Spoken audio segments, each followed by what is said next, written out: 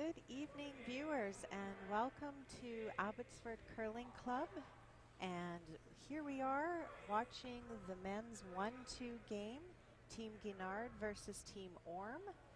And due to Team Orme having won the A qualifier, they didn't have to do a last stone draw to determine hammer. It automatically went to Team Orme. So yeah, we're in for an exciting match tonight. I'm joined here with my husband, Dean Jonice, and we're looking for a good game tonight. These two teams met in draw 3 earlier this week, and it was quite lopsided, wasn't it, Dean?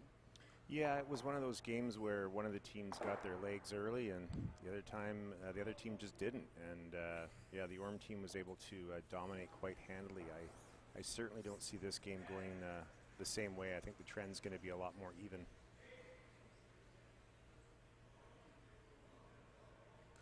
Also, we have going on sheet B, we just have two games happening this evening. We have the 3-4 game, Cumlottie versus Johnston. The winner of that game will advance to the semifinal and will play the loser of this game. So one nice thing about being in this 1-2 game is that you have what's called that extra life. Yes, ideally you definitely want to win this. It gives you, the direct ticket to the final, but if by chance you come in second place, you do have that opportunity again in the semifinal game. Yeah, both the teams here are guaranteed 2 more games, but absolutely you're hoping to win this game and get direct route to the final. The fact that Orme team has been sitting around for about 46 hours may play into this a little bit. We'll see how that goes, if there's any rust for them to shake up or any cobwebs to get out. But we will see how that unfolds. Oh, good scrub right there. Also, Dean, seeing that there are only 2 games out there and there is a sheet in between these games, what can you expect the ice to give today? Well, the ice conditions should be really good. The main thing that you want to watch for when you don't have any players on adjacent sheets is there's no one else keeping it warm out there. What happens is when you start playing on the ice, you warm it up with your sweeping, with your traveling, and with your foot marks and everything up and down the ice. And if there's no one else playing on adjacent sheets, then if you start analyzing shots and the play slows down and stuff, the ice can tighten up a little bit. So we'll keep an eye on that.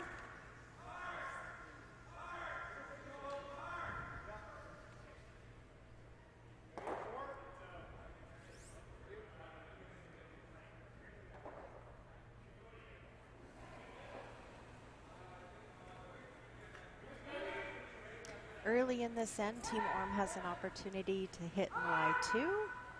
Looks like they're going really hard on this one.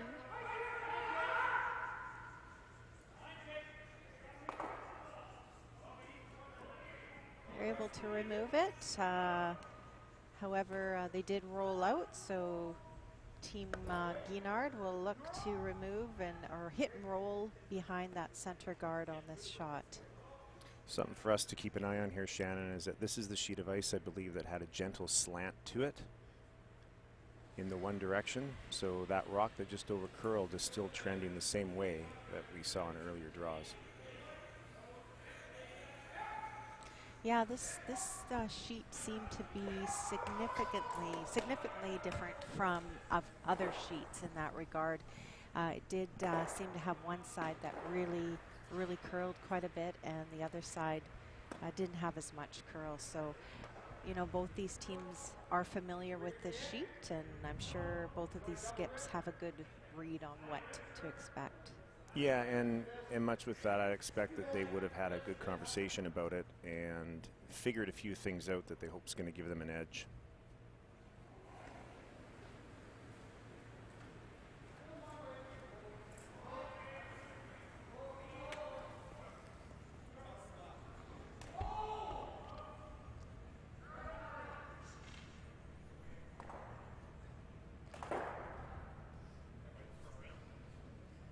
There's a break right there, an opportunity for Team Guignard to apply some early pressure. Their center guard up.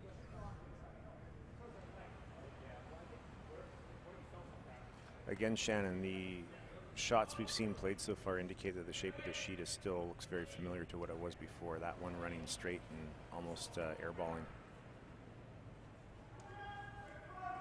Yes, for sure. As a thrower, I think you have to keep that in mind and think of the tolerance on some of these shots. And in that particular spot, your tolerance wouldn't be to be full. Well, what you're going to find here is you see this rock coming in here is that the lighter the shots are, the more they're going to pick up the curl. The more you throw weight on the straighter side, it really won't want to gather any curl. It's going to really fight the curl the whole way the harder you throw it. So on that one side of the sheet,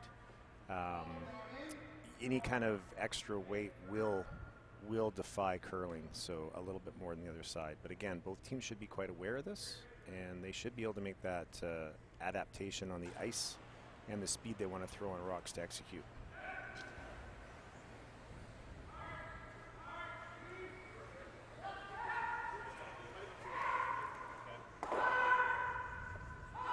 Again, the big hard sweep.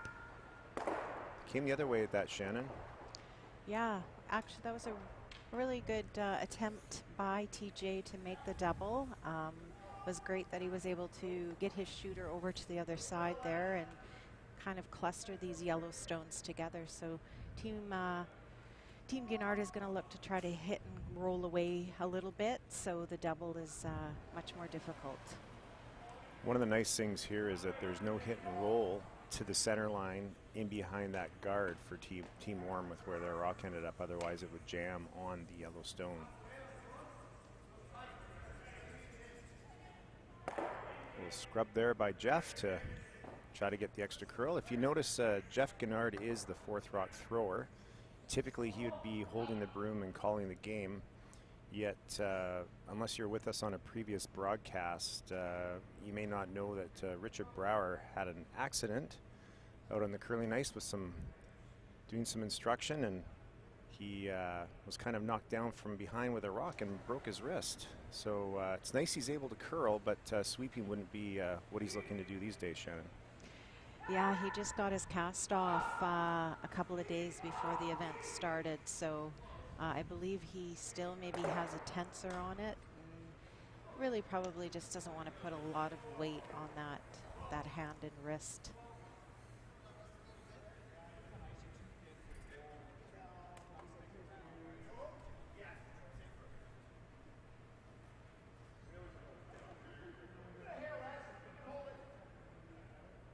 You can see Jeff asking for a little more ice here, or sorry, a little less ice.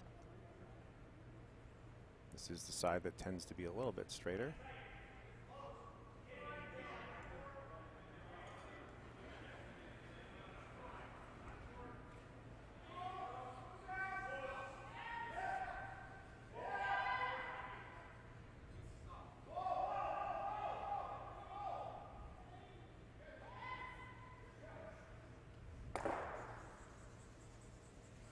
Nice shot there, avoiding his back yellow.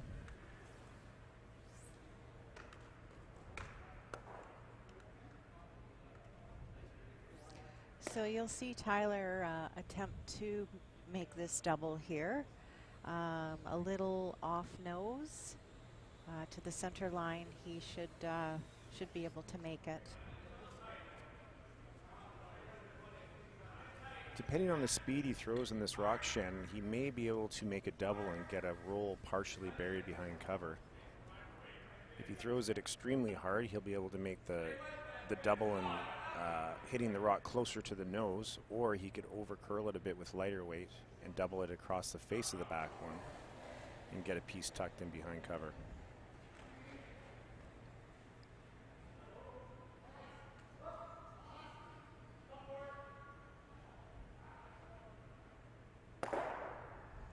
Well, I think Tyler won't be happy with that throw. He was on the wrong side of that, but hopefully he's learned and he can make the adjustment.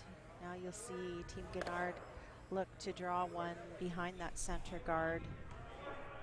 really applying the pressure onto Team Orme in this first end. Yeah, this is a bit of a dream situation for the first end for your skip. You're looking to hopefully steal a point and to have a free shot at this with literally no harm here. The worst thing that can happen is a blank end. So.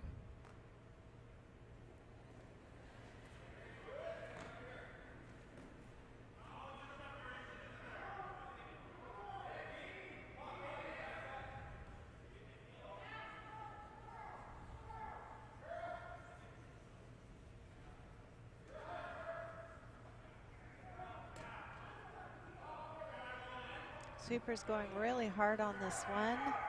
Looks like it's got great line and great weight. Taking it all the way to the top 4 buried.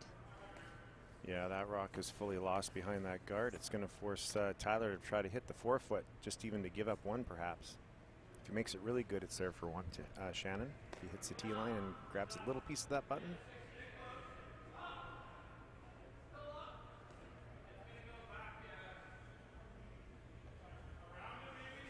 It's a good vantage point there. Not a whole lot of room to score one here. At the very least, though, he's going to want to try to get it close to that 4-foot so someone scores one here. Nice draw on the first end there by Jeff.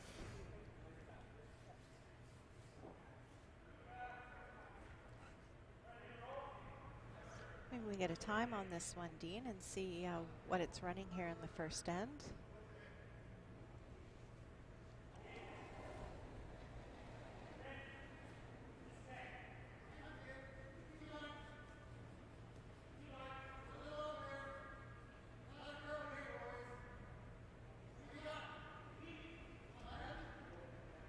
Boys are calling tee line.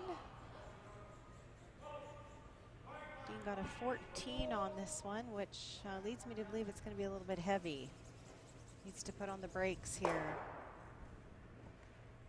And unfortunately slipped a little deep for Team Orme, and that results in a 2-point steal for Team Guignard.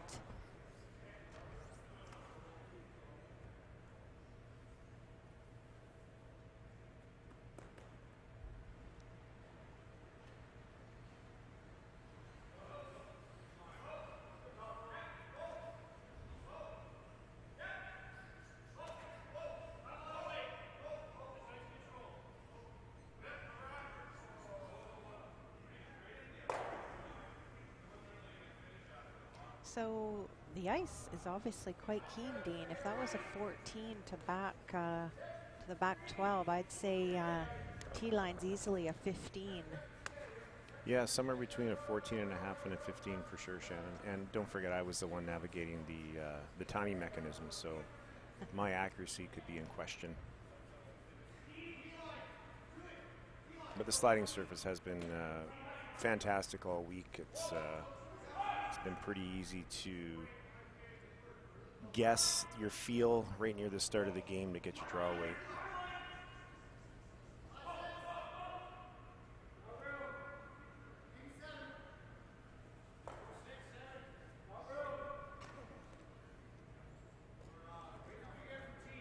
Looks like we had a blank end on the other game, Kamladi versus Johnston. First end was blank and appears to have a lot of rocks in play here in the second end.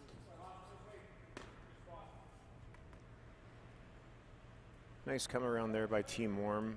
It's nice they didn't bring that in too deep. Your opponent's not able to draw on top of you and shrink the rings too much right now.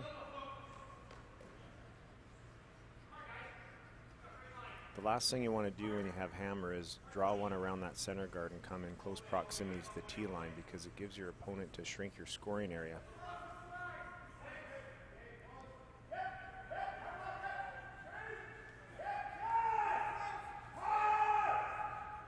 Looks like they're going hard on this one for line.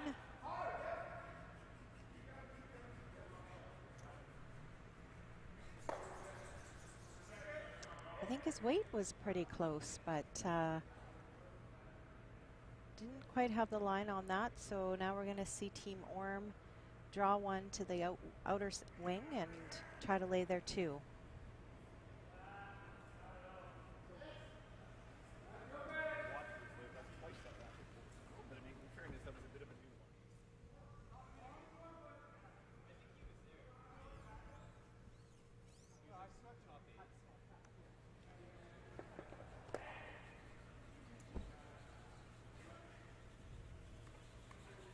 Big scrub on this one. Got those two rocks bedposts, as I'd say, right across from each other, far enough apart that there's no double at this time. This is one of those shots, Shannon, where you really don't want to roll out on this one. You want to give yourself an opportunity to get a nose hit, get one rock higher, force your opponent to make a really good hit. Otherwise, there's a really good chance you're going to have an option for a double takeout on the following rock. Expect to see this curl in this spot.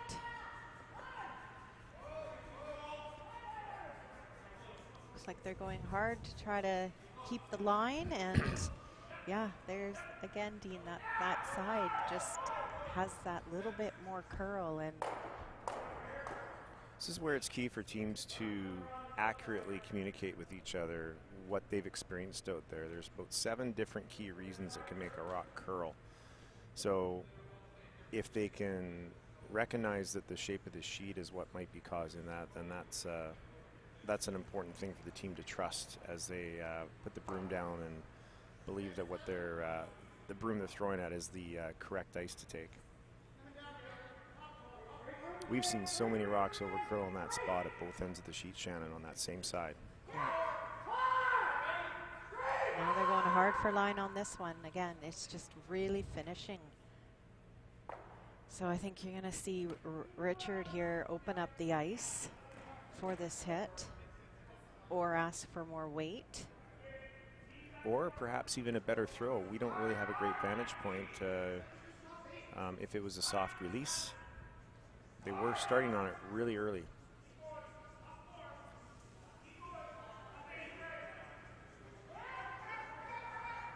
Yeah, they're calling hard again out of the line, out of the hand.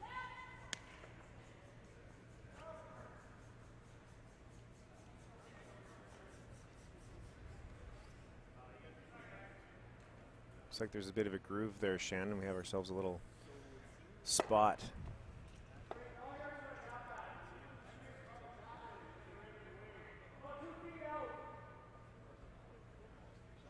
Not sure if Richard Brower's team has been on this sheet yet. That'd be an interesting thing. This might be their first time seeing this sheet of ice, so it might take a few rocks to gain some sheet recognition.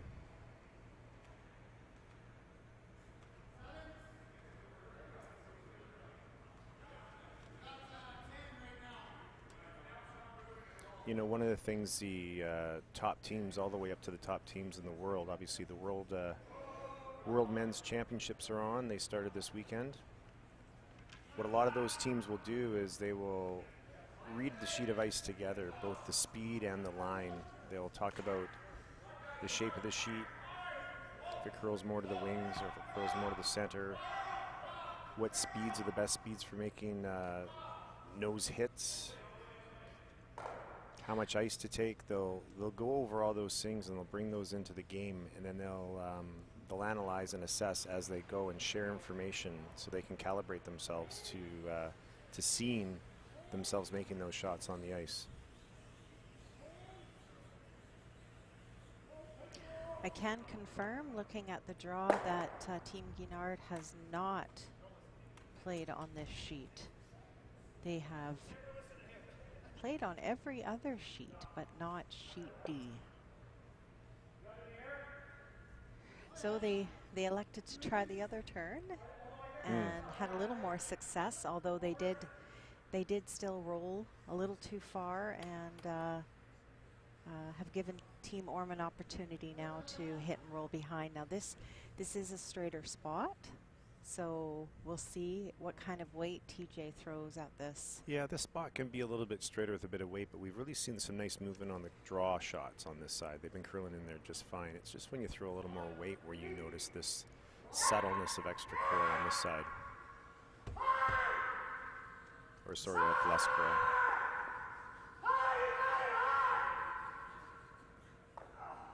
Oh, just rubbed the top and still managed to take that one out.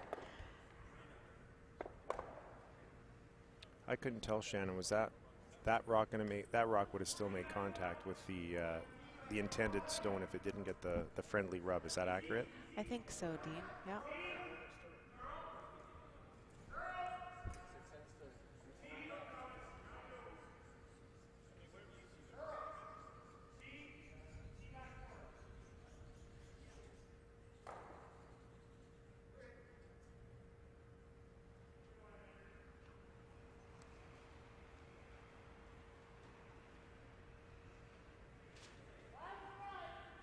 So Chris Faw is being asked to play the come around here.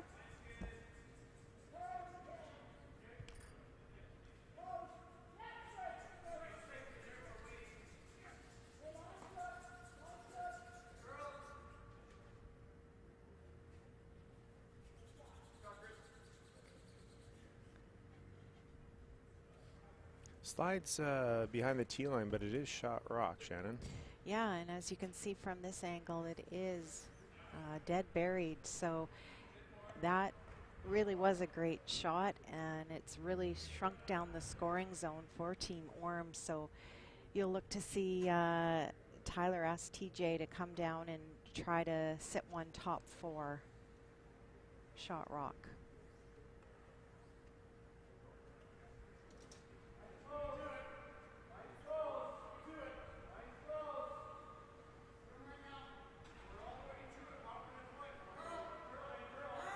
This one looks a little warm.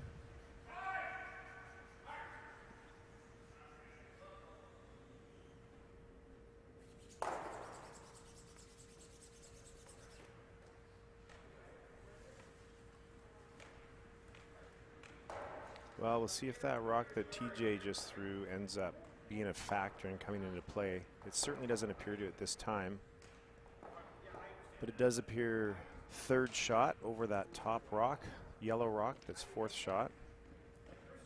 Depending on the angles that Team Guignard provides on his next shot, they're going to want to have their rock wrapped right around without any opportunity for a double out on the back Yellowstone.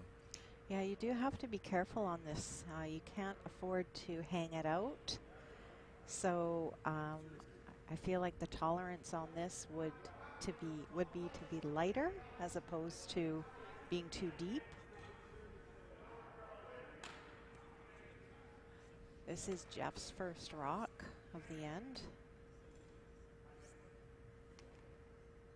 Well, he certainly had beautiful draw weight on his last rock of the first end, so won't be surprised if this is close. Same side of the sheet.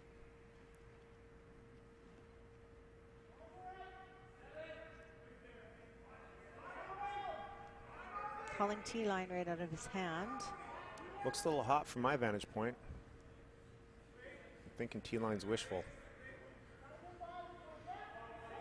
Yeah, I'd say this has legs for sure. It has a line, but it's not the tee line. Yeah, Jeff's not going to be happy with that. Again, the tolerance on that shot is to be light, not heavy. So giving now Team Orme an opportunity to get another one in there. Yeah, there was no added protection given to that rock.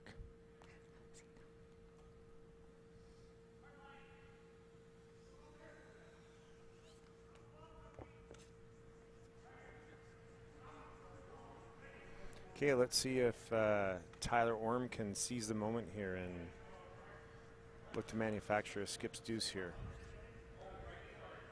So Tyler also had an opportunity to play down this side of the sheet on his draw last end. So, you know, he will have gone to school on that and learned from that. And we'll see if he can make that adjustment.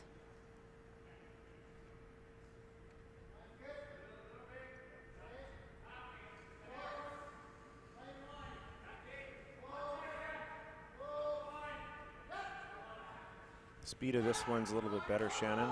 Just a matter of the line.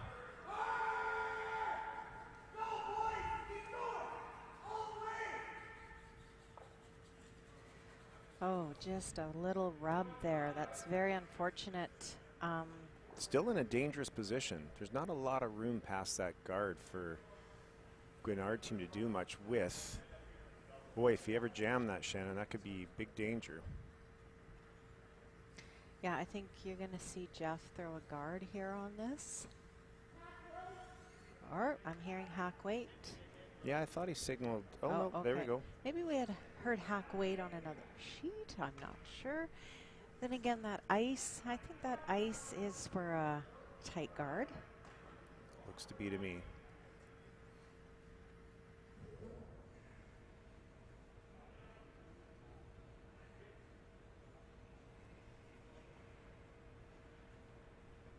That's certainly the shot that I'd be playing right now, Shannon.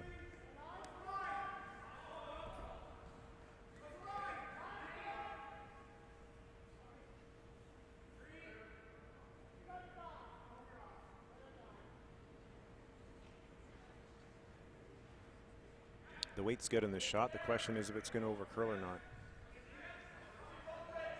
Definitely providing some protection. Well, from that camera angle, it looks like it's done the trick.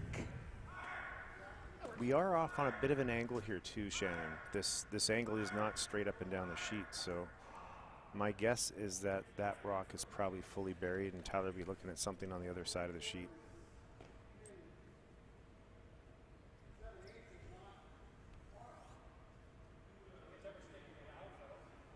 Tyler could place something on that outside left red guard as we see it, now the right side as we see it, and he could angle that in with T-line to back line weight and get it directly onto that yellow or straight in there, or he could even rub off of that top one.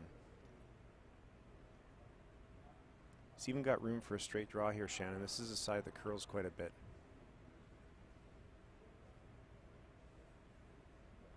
I would think if they were playing for a single here, they might just be playing a cold draw. But if they're going for a multiple, which would be the tap, there is a shot for 3 here. What do you like here? I don't like, no joy. I mean, I think the tap for 3 is really tough. I think the draw is easier, but if you're tapping it, I think that's what he is playing, is the tap for 3, but Either shot that's played, you want to have really nice control of your weight on this shot. If you're too heavy, it's pretty much all or nothing.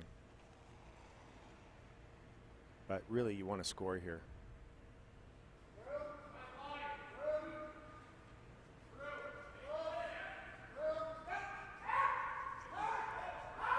sounds like he's close. They're going real hard for the line on this. You may have lost it on that swingy side, Shannon. Yeah.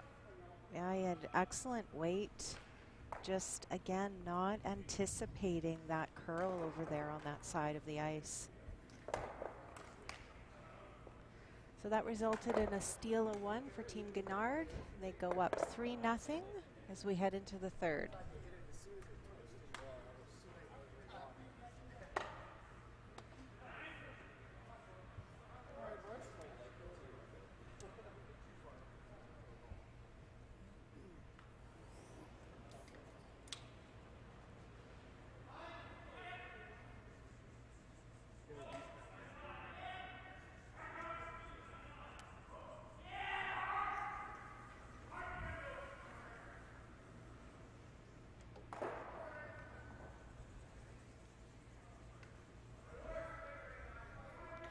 So you'll see Jeff will ask for this rock to be top 4. And I think we can expect to see Tyler throw a corner guard.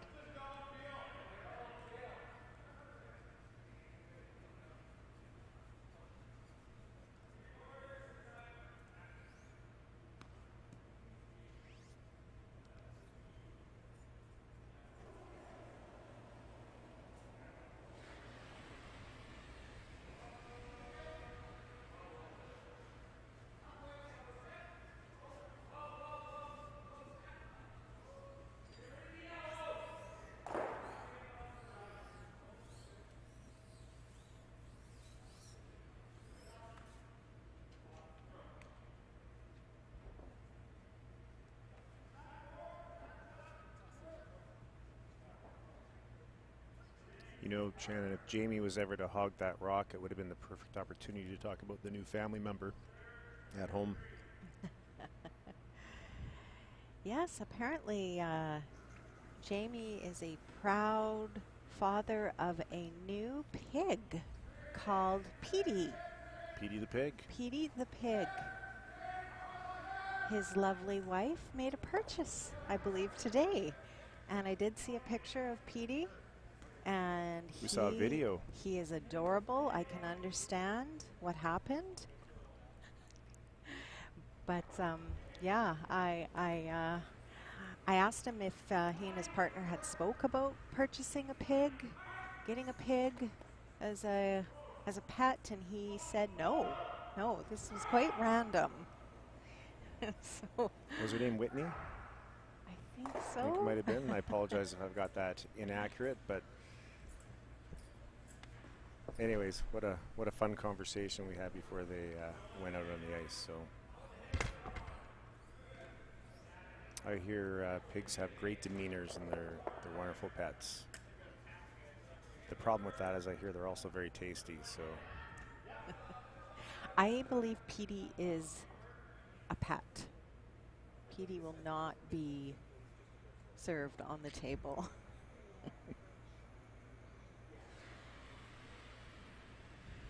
I think once we get our producer Lindsay Shannon back here in the seat, we might do a little poll. A poll asking, what should we ask? I think we should ask how many spouses out there would be excited if they came home to a pet pig. Yes or no? Yes, I'd be excited, or no, not a chance. does it matter if the idea is to have that little critter served up on a plate later, or No, this is pure pet pig. Petey pure is Petey pet pig yes. to pet the pig? So would you be excited to come home to a pet pig? Yes or no? The poll is up. Love to hear your responses. Oh, we've Getting back to the curling action, we have 3 yellow stones in the ring, so that could be a good thing for Team Orme, but they do want to have some rocks in play here to generate some offense. That one over curled again. Another shot played on that side of the sheet that just seems to get a little more movement, Shannon.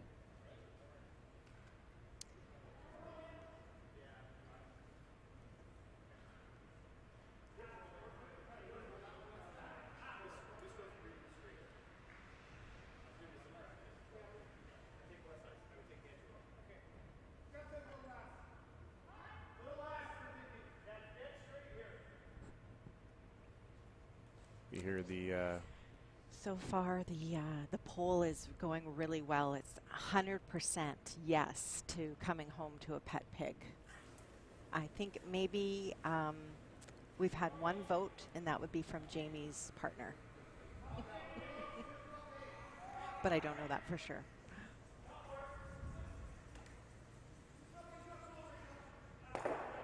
They made the adjustment on the ice on that one, Shannon. They had more ice for that, and they said it's dead straight here.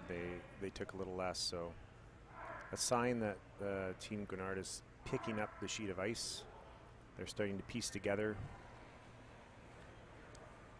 This is an opportunity here for Team Orme to lock one on, freeze it to the shot rock.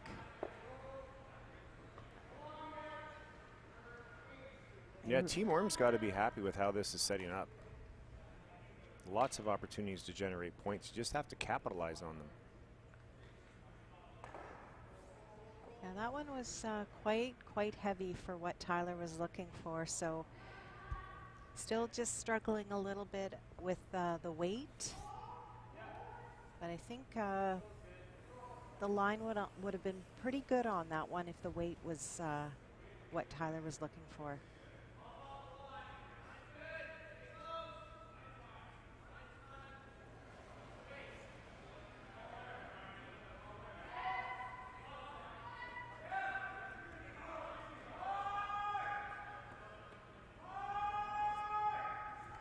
Really sweeping this one.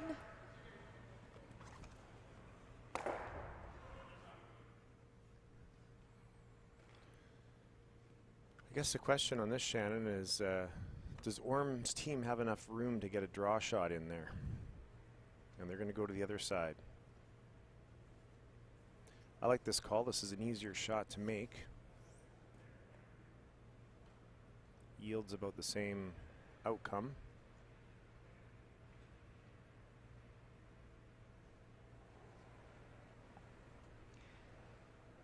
This is TJ's first rock. Third's first stones.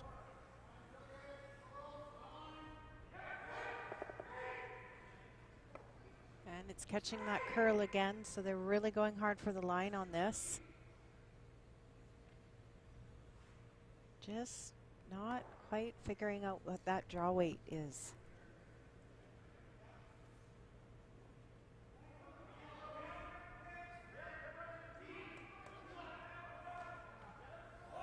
You know, Shannon, sometimes, or most of the time in our sport of curling, timeouts are only used to discuss strategic situations.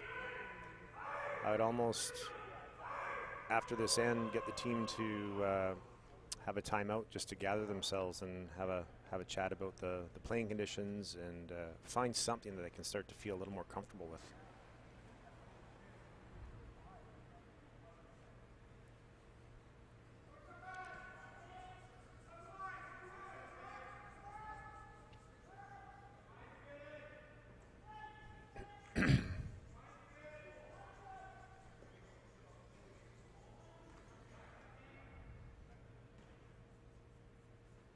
Again, a rock curling quite a bit. They just barely got by that guard, and they had back 12 weight on that. Yeah, that's a break for Team Orme here. Now they need to capitalize on it. I think you'll see Tyler probably play this similar draw path. You know, TJ's own stone there out rolled towards the center is really not doing them any favors at this time. It really closes everything up and really puts more power into those yellow rocks. Team Orme really has to make sure they get on the board here.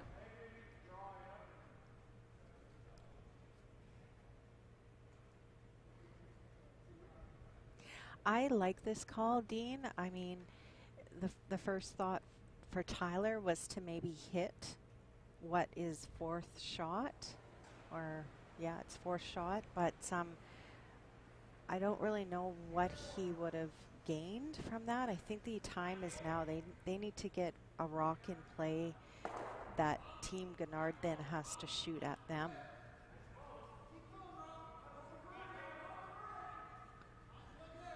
Line looks really good on this one. Well, Shannon, I agree with you in hindsight and in foresight. I think that was the right call, especially on that swingy side. That opening between those rocks wouldn't have been as large if there wasn't as much curl there. Yeah, exactly. And I mean, I think there's maybe a hole there, not an easy hole, but we're going to see Jeff attempt.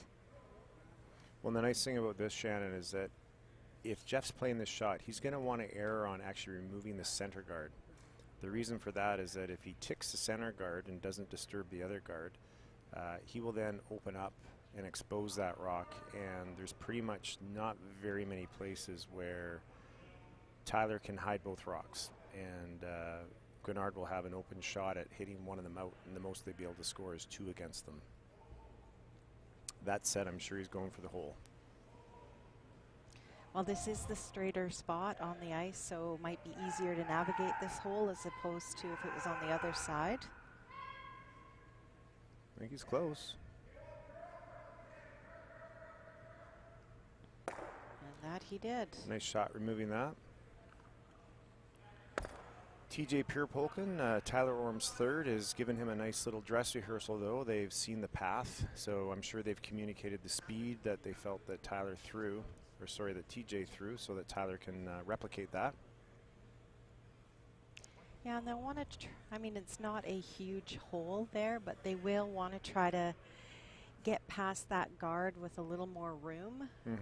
The last shot of TJ's was fairly close to that guard, resulting in popping out into that hole. So they're going to want to try to bury this one so Jeff doesn't have the same shot.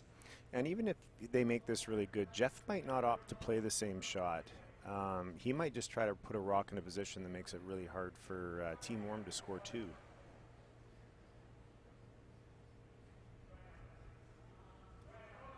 That'll be an interesting decision to see unfold here. They're saying the line's good on this. Just whether it has the right speed. Looks a little bit lighter than TJ's. They're really going hard on this.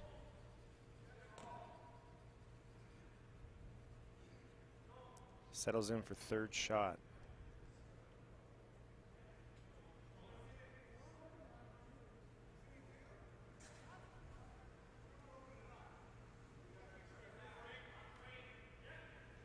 Jeff is really wanting to put the nail in the coffin here. You see him wanting to make a play on that top rock. I actually like where that rock is. It blocks Tyler's ability to get one in there. Yeah, essentially that's acting as a guard there. So I agree, Dean. I wouldn't be looking at anything on that side of the sheet. I mean, right now Tyler has a few options on this other side to hit and roll or play something like a heavy hack or something, but looks like Jeff might be looking to try to hit and roll, or maybe he's drawing. It's hard to say. There's a few options here. I like either shot. I like to hit the most because it takes it away from Tyler to play. If they draw one in there, Tyler can hit and roll and splash off of those yellows at various number of angles and probably get something favorable out of it. So might be his best route in. So if they're going to take that away, either shot works good. I think he is attempting to hit though, Shannon. Is that what you saw them indicate? I believe so. You're usually paying more attention than I am, so I trust you.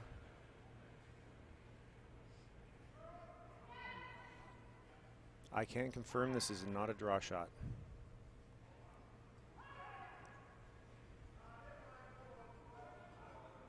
Might have air. Yeah. Well, after all that discussion,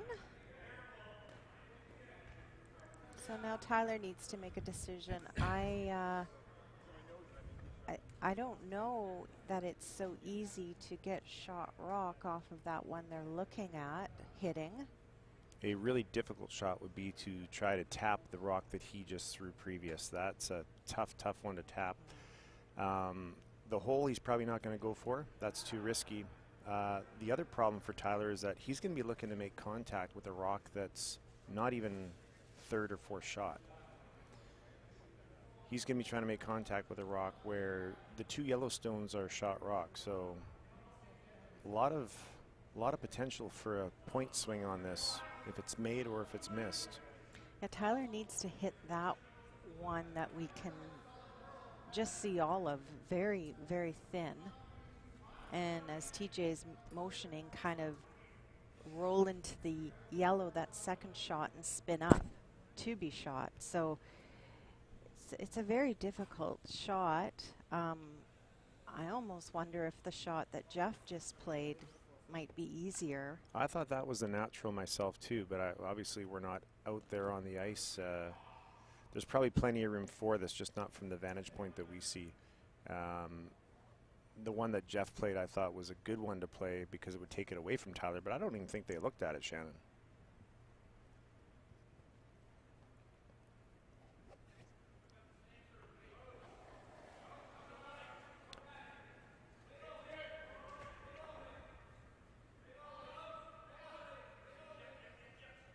They're trying to get it to curl. Oh, must be close. Must be really close. What a shot. Way to go, That's Tyler. That was an excellent executed shot. Yeah, that's a fantastic shot. That's a big shot. If there's a chance for them to win this game, it's because of that shot right there. Yeah, that definitely probably just helps the team gain a little bit of confidence. Well, that was a 3-point swing there too, Shannon. That could have been 5-0, but instead it's 3-1. Well, interesting enough, I went back to look at the score when these two teams met earlier this week.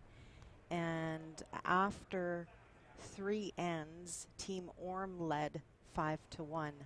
So that could have been a 5-0 score, as you said.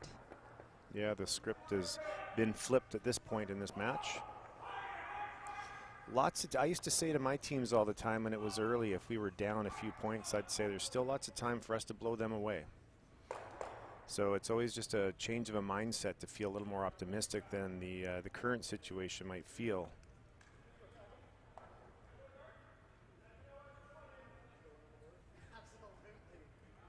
Still have over half a game to go here.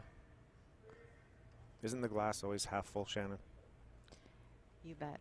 I mean, depends on what's in the glass, I guess. If it's really delicious, it might be a little less than half full.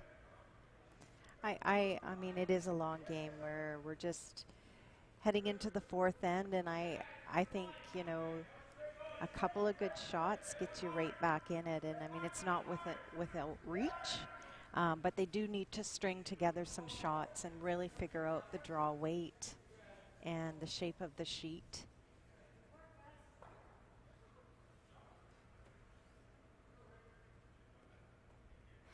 Yeah, if you don't have a clear picture of either the line or the weight in your focus as you're settling into the hack, you might get neither. It's really important to have a clear visual. And as I've said to you a lot, Shannon, as we've both done our weight control clinics before, it starts with the speed of the ice. And, you know, when you put the broom down as a skip, you decide what weight you're throwing for a shot before you do the line. So if you don't have that weight figured out, you can't get and you can't see the right line for the shot. Two nice shots there by Jamie Austin to get this end set up. Team Guignard is looking to draw one to the open wing and lay 2.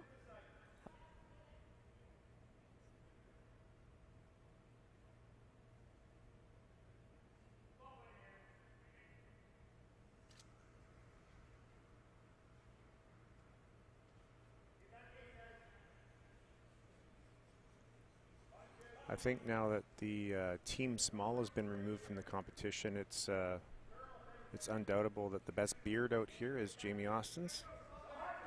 Don't think he has any competition. There is a fancy mustache or two still remaining in the competition. I don't know. Those mustaches over on sheet B, they'll give him a run for his money. I think there's 3 of them.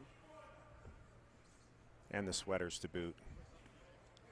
Yeah, Team Kamladi has this really cool retro vibe going on out there. I like it. They also are up 2 on the scoreboard against Team Johnston playing the 4th end. Continues to be a lot of rocks in play over there.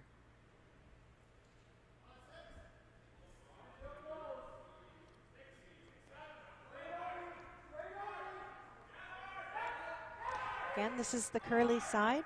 Question is did they take enough ice to get this around?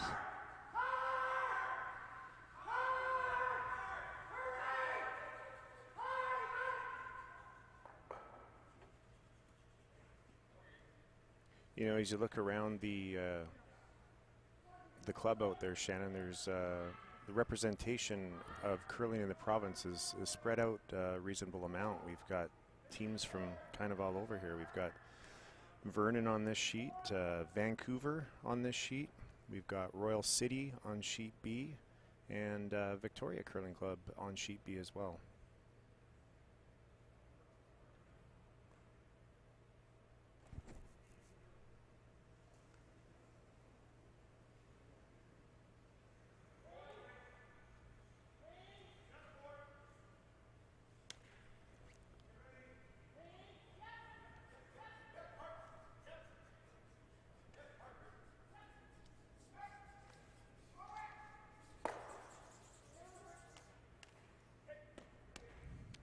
Well, this is an opportunity now for Team Orme to hit and roll behind those center guards.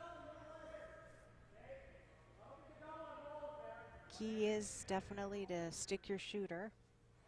In this end too, Shannon, Team Orme doesn't want to panic at this point and go too hard for the steal.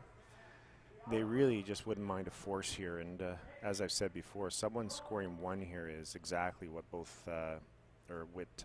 Team Orme wants. Guignard wouldn't be quite as happy with that. They'd prefer to have a multiple or a blank end.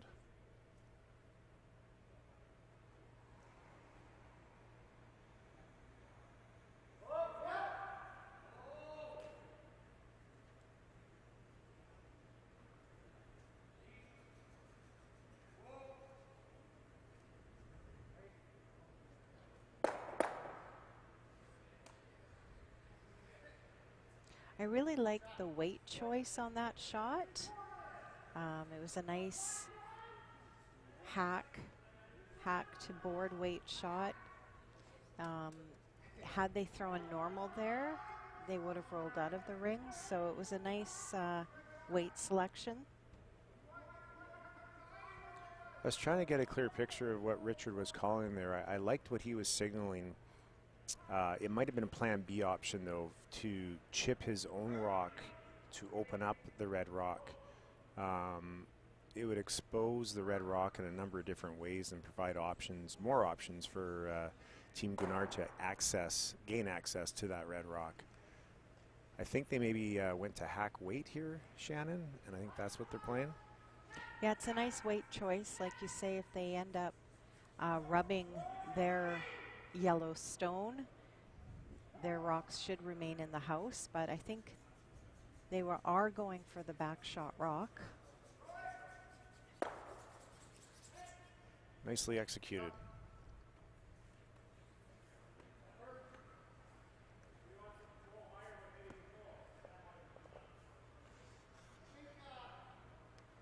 At this point, Team Guignard's going to want to try to look for the easiest shots to play in order to put the most amount of pressure on Team Orme, and they want to have Team Orme feeling like it's harder out there than it really is.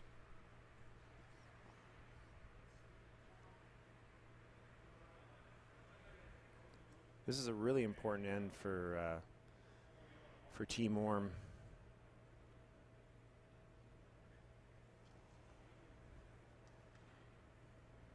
This is TJ's last rock here.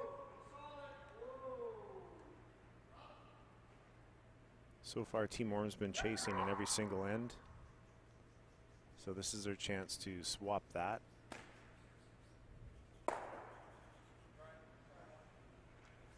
Got a little bit of a roll, but I think from this vantage point, you can see that Team Guignard can see that entire stone. So they'll be looking to play the same weight as they did on their last shot. Yeah, this is a very similar line that the rock will be traveling down to try to get the inside roll this time. They can see more of that red rock.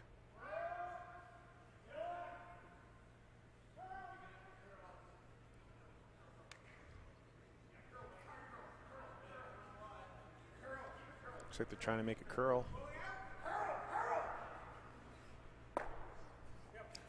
That's a big break. That's a big break. It actually remains a shot rock in the back of the forefoot. Even with them rolling out, even if they would have removed that red stone and rolled away, that would have been a break for Team Orme, but this is kind of a double bonus for them.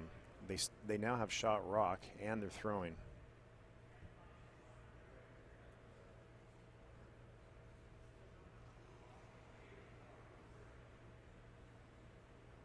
Key shot here by TJ Pierpolkin. Taking that big swing here, Shannon, and trying to get one lost in behind those guards. They're trying to make this the key rock. They don't want the one in the back four to be the one they're protecting. They want to get one in there. This might be coming up a little bit light. Got a good little rub there, though. A little bit of protection for that red one. They might be able to see half of that rock.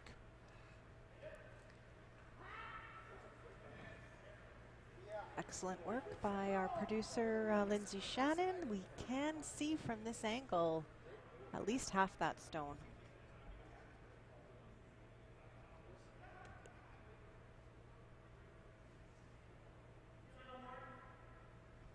again, this is the side that tends to curl a little bit more, so very important to throw the right weight based on the ice that Richard gave Chris.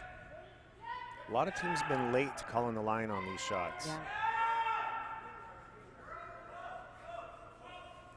And that just sneaks by.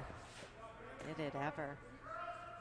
So they would have been able to see about 2/3 to 3/4 of that stone based on the trajectory that it was going to make contact with as it got tight by that guard. Opportunity here now for Tyler to lock one on top of that rock and really shrink down that scoring zone for Team Guignard. And potentially set up a steal.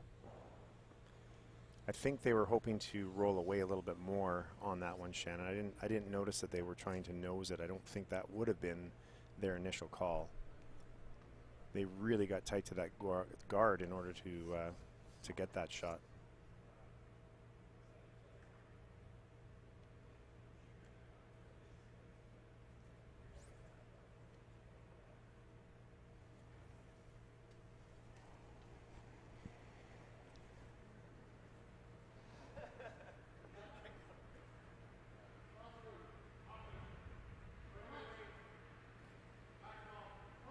Hearing them say back 12, lots of room.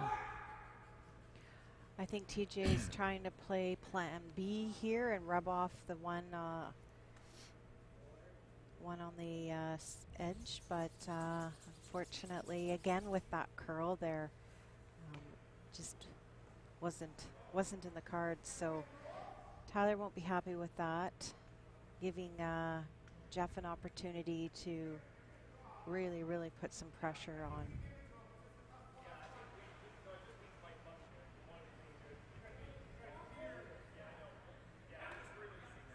What they're discussing right now is where they should position ideally Jeff's rock, and I believe what they talked about was a good discussion because they want to get their rock ideally biting the top button so that if Tyler plays a hit and roll, he'd have to make a great shot in order to get shot rock.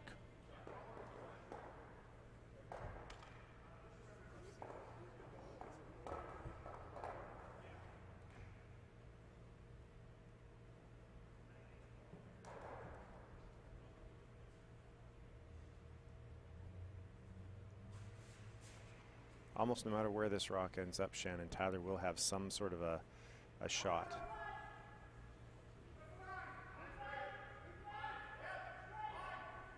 This is a big opportunity for Team Guignard to potentially score a multiple here.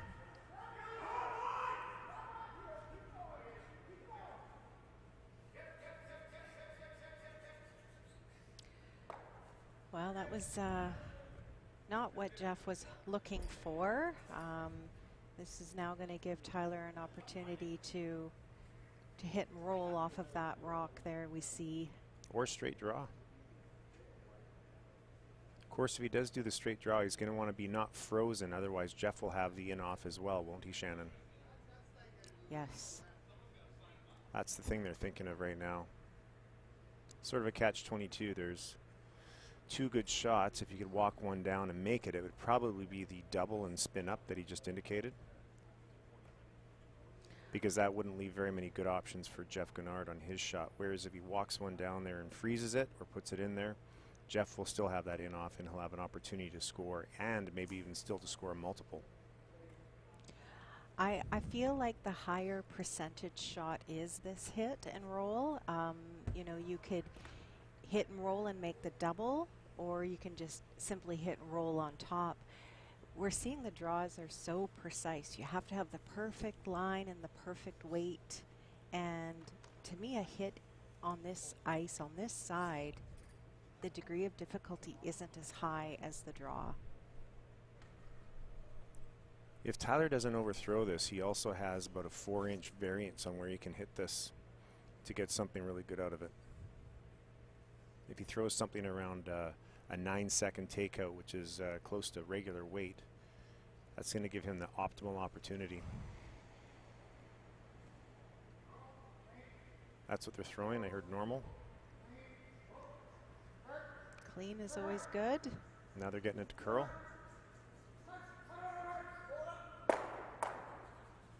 Very nice. Now the question is that rock exposed at all for a tap? That was a great shot by Tyler and a great line call by TJ. Now Jeff has an opportunity here to most likely tap that rock that he just threw for his pair.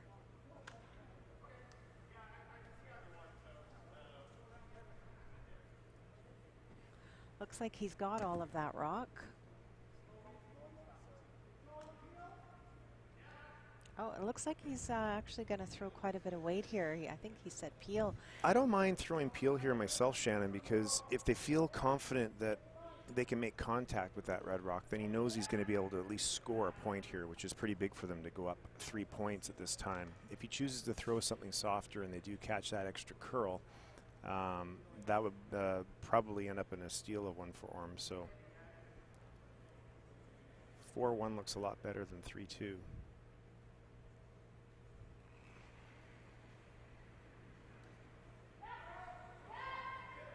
Colin Hurry right out of the hand.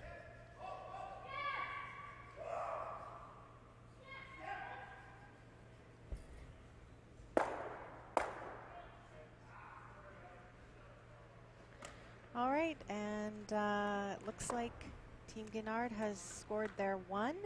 That was a very nice shot there. That was a shot where they haven't really played very many down that track, Shannon, and thought they were doing their best guess at how that would run down there. It wasn't overthrown. They let the sweepers get engaged, and really no mistake there. It would have been a bonus to get the two. You bet. So heading into the fourth end break, Team Guignard 4, Team Orme 1. Team Orme will have the hammer and look to try to score multiple here heading into the fifth. Just an update for you in the 3-4 game, Cumlotty versus Johnston. Looks like it is 2-0 for Cumlotty. Don't see anything marked up for the fourth end, so looks like they are up by 2.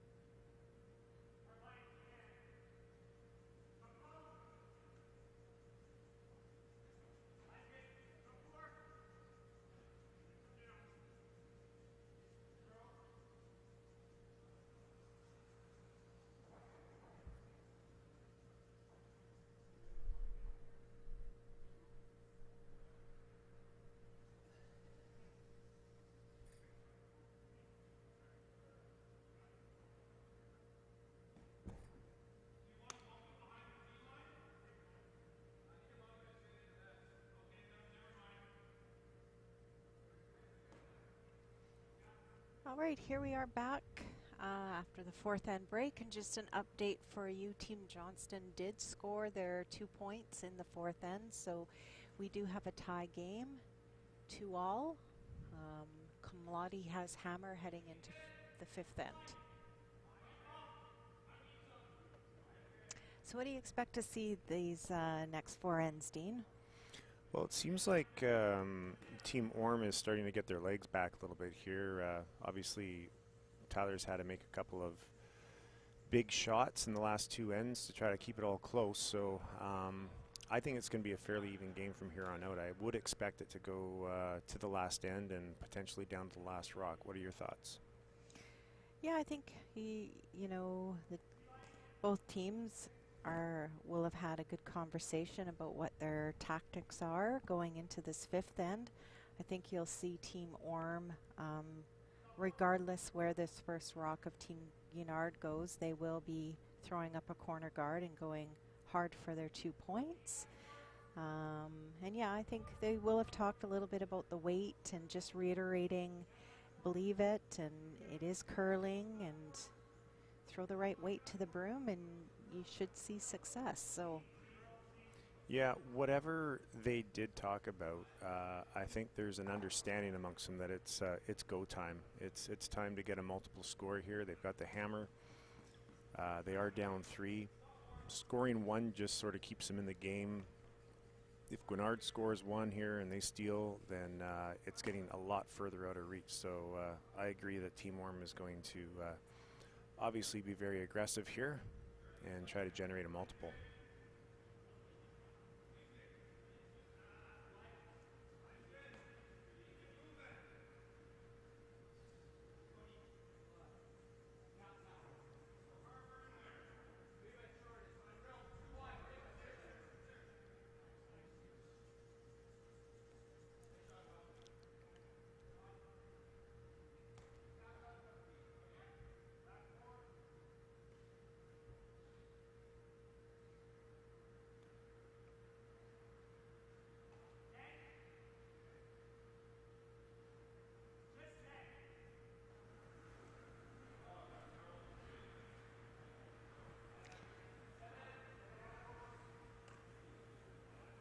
I have an important question for you, Shannon.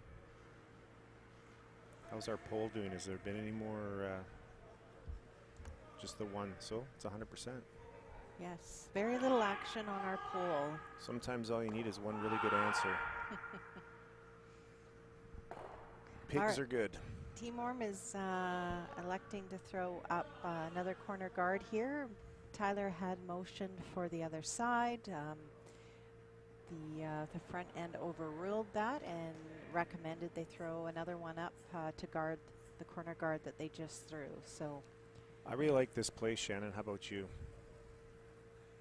yeah, I do like this play, especially if it's executed. One of the reasons I really like this play, choice of call, is that when you got one corner guard that's really tight to the rings and you want to avoid giving your opposition a double peel, it's really hard to get your rock on the other side of the sheet at an angle that doesn't permit a double peel and still keep it in the free guard zone. So when you got your first rock in the corner guard situation but it's tight to your rings, it's a lot easier and more productive to try to put another corner guard on top of that one. It's almost impossible to double peel without leaving the shooter as a guard as well. So, and you keep this other side open for a draw shot as well, if need be at the end of the end.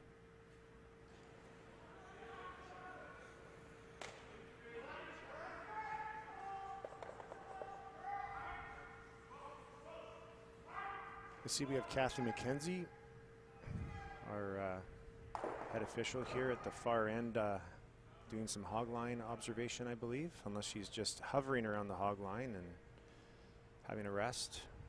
Long days out here. We don't have hog line officials at these events. It's sort of a common courtesy, but if there are some curlers that appear as though they're releasing the stone past the hog line or before it reaches the near hog line by quite a margin, then the officials may be requested to come in view just to ensure there are no violations.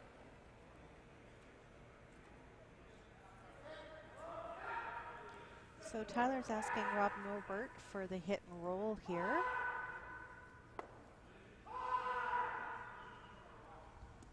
I always say one shot can get you your deuce here. So good hit and roll here by Rob, and might get you set up for 2 points. He didn't quite get the roll he was looking for, but Team Guignard does have to navigate removing that stone without jamming it on their back yellow. The one thing too about these two teams is that both of these teams are quite smart. They have a good awareness of what to call, so they can feel confident about calling the right type of shots. It really comes down to who's feeling it and who's executing the best right now. So I don't think you're going to have either one of these teams outsmarting one or the other. It just really comes down to their awareness of the shot making components of these ends.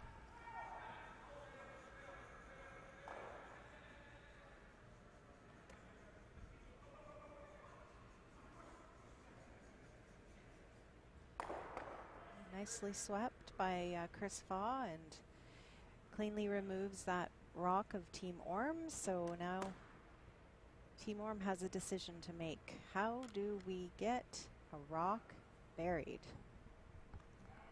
Yep, where can you put a rock where your opponent won't hit it and still have it be in the rings?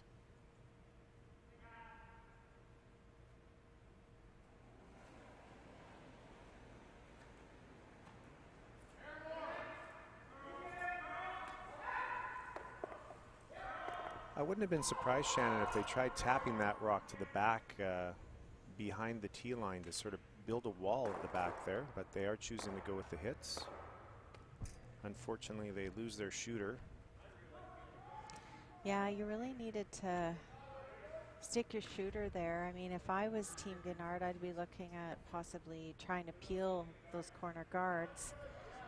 It's about scoreboard management at this point, and they're up by 3, so they will be looking to try to peel at least one of these out. Yes, anytime you're playing catch up, it's not ideal if the rock you're throwing is actually you're the one making it go out of play. You want to force your opponent to remove your rocks out of play. So a little bit of help there for Team Guignard from Team Orme. Oh, and what a great shot that was. That cleans things up. Unfortunately, when Team Orme set up those 2 guards on the same side of the sheet, there wasn't a lot of separation, therefore resulting in the opportunity for that double peel. So it looks like Tyler's asking for a little cleanup here on aisle 4. Very well done. We struggled with which aisle we were in at one game. You got that one good. Yep, so Team Orme recognizing the situation, and they look to be switching into blank mode here and try to generate their points in the remaining 3 ends. This might jam. Gets by clean.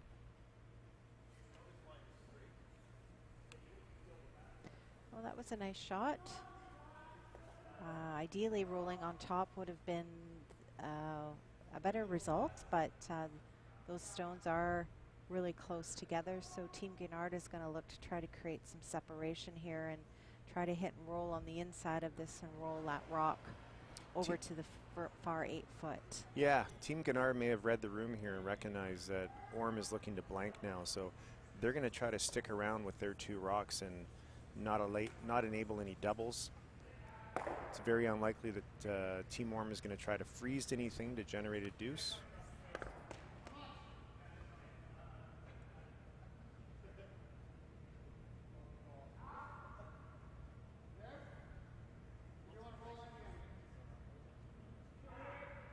And Team Orme is likely to hit that outside rock, the rock that's in the purple 12-foot area there, so that just in case they roll out, then actually the opponent might throw a guard though. I might be inaccurate with what I'm trying to say there, but ideally when you're wanting to blank an end and look for a double, you want to keep your rocks grouped together, and if there's one close to the center line, the only one can only get about 6 feet away.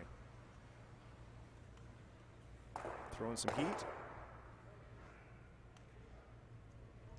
Well, it was important for TJ to stick around in the house, so Jeff couldn't throw that center guard. Absolutely. So Jeff's going to look to nose that or maybe hit and roll slightly in. Definitely wants to lay 2 after he's done throwing. I think Jeff's going to have to make sure he doesn't have PTSD from his earlier throw in this spot. This is, I believe, where he airmailed one earlier in the game.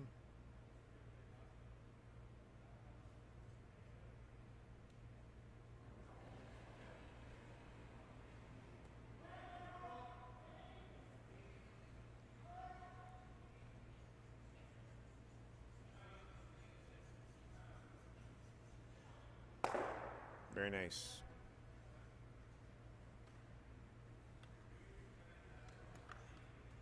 So Tyler's going to look to potentially play the double on this, or at least hit and roll close to that shot rock.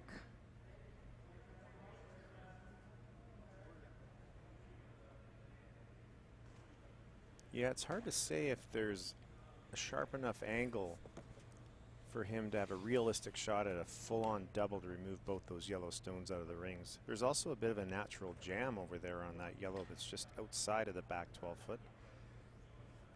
So I think what's going to happen here is that Tyler's going to do his best to actually hit and roll in close proximity to that other yellow and hope for a double opportunity and a roll out for a blank end.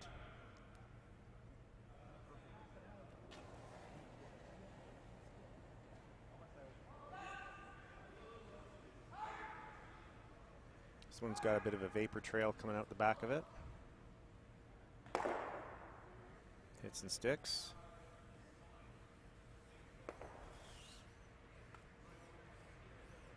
I would think that he might just want to nose hit this, Shannon.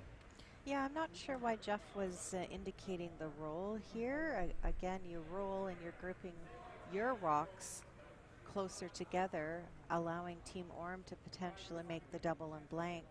If you nose this, I guarantee you, you're forcing Tyler to play a hit and stick for 1. Correct, that's what I think as well. The last thing you want to do is roll out. The second last thing is to roll in front of your stone to present an angle where you can double both rocks out and roll your shooter.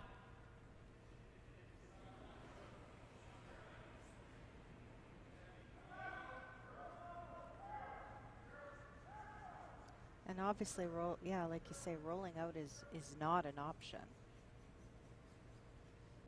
Nicely executed and swept by Team Guignard, and now you'll see Team Orme is forced to take their 1 point. Sometimes as well, Shannon, you can probably back me up on this one. I feel like as teams are timed, as they are in this event, sometimes when there is somewhat of an open end, not a lot of action going on, the skips and thirds try to go up into, say, a hurry-up offense mode to not waste any time discussing too much on certain shots. Whereas on that shot there, they got a great result, but it appeared as though they were maybe calling a shot that wouldn't be as much in their favor, but it worked out great for them anyways.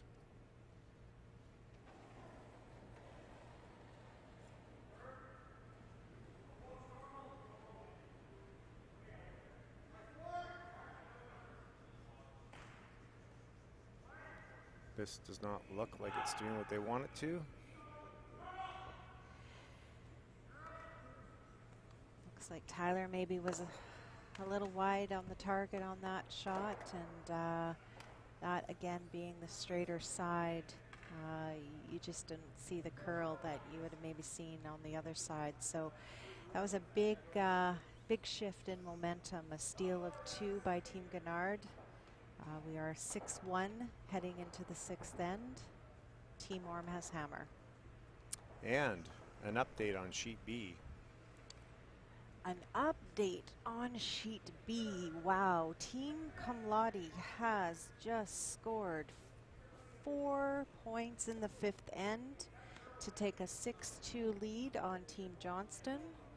So that was, I've been kind of peeking over there throughout the course of this game and noticing a lot of rocks in play, and I'm not surprised that a big score has resulted from that.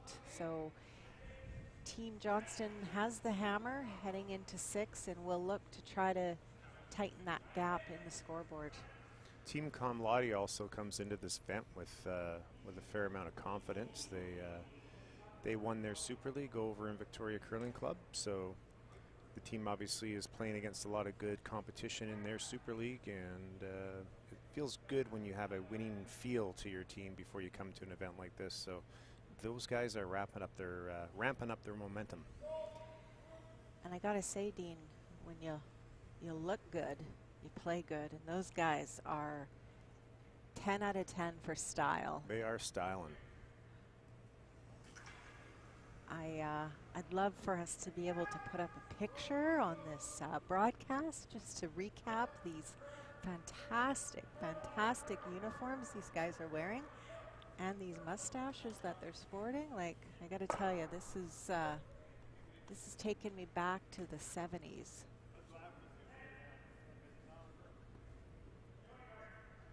It's kind of like Mr. Rogers meets curling. For any of you listeners that are old enough to know who Mr. Rogers is, won't you be my neighbor? So, being distracted by those young fellows on sheet B, I did not see what happened with Team Guignard's first stone. Did they go through the house, Dean? Tyler was just blocking. Oh, there Tyler was blocking it. There you go. Looks like Team Guignard did slip back 4 foot, enabling Team Orme to throw up a corner guard.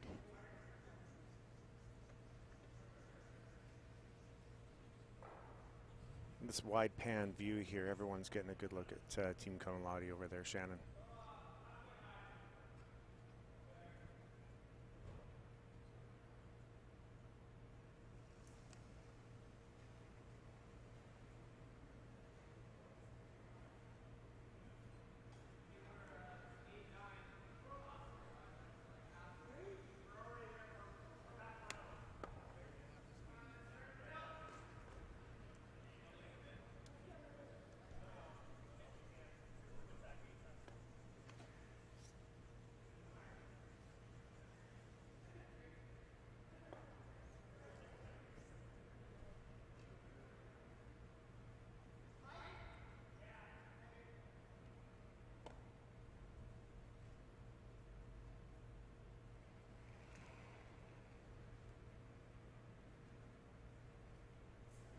Right now, those yellow rocks that are in the back of the rings are certainly benefiting Team Orme as far as opportunities to come.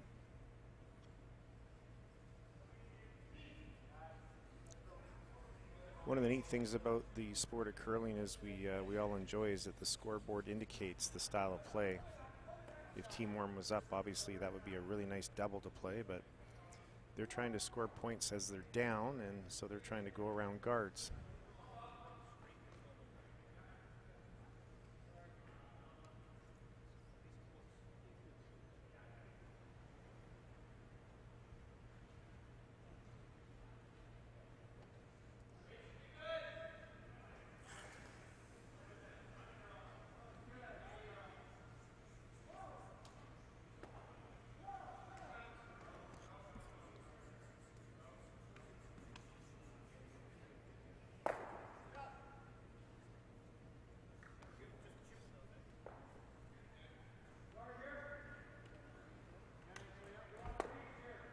Looking to replace the corner guard or play a freeze down to those yellow stones. Looks like they're going for the corner guard.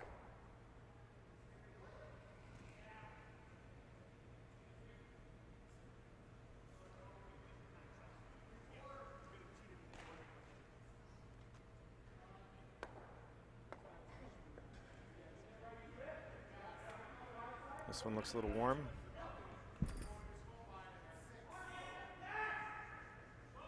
Yeah, calling 6, which is top four weight, so a little bit too much weight on that one. So this will give Team Guignard an opportunity to double these 2 rocks out.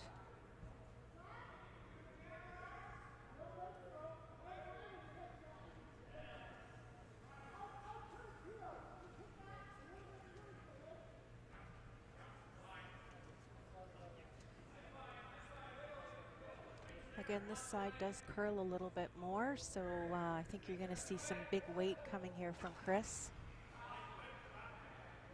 Oh, I apologize. He's actually playing the out turn on this, so.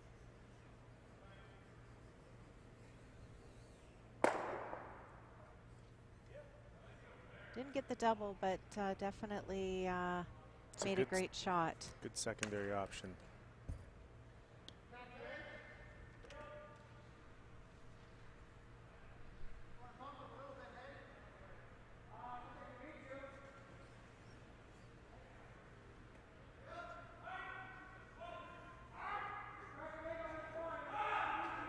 Tyler may want to tap that a foot or so and take away any angle and hope that they don't just try to remove the back one. Up 6-1 right now. Team Guignard will not be disappointed giving up a deuce in this end.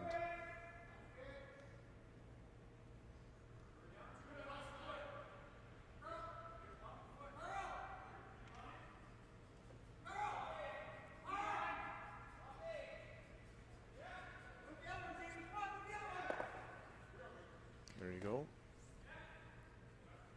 It's a nice shot by TJ.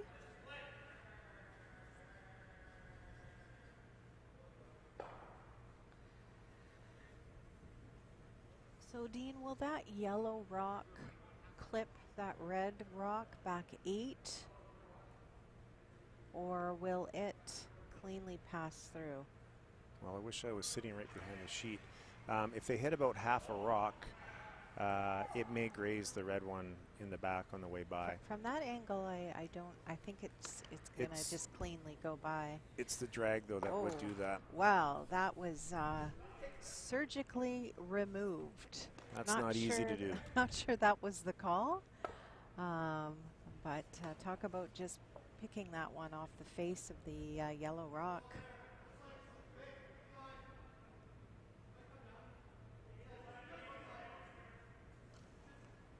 Looks like they're playing basically the same shot again on TJ's last rock here.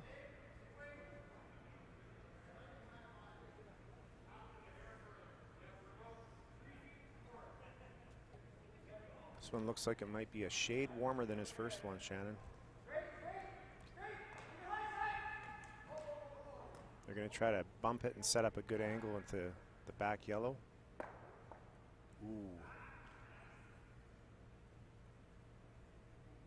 I think Team Guignard might be licking their chops on this one. Yeah, I mean, I think this is going to jam.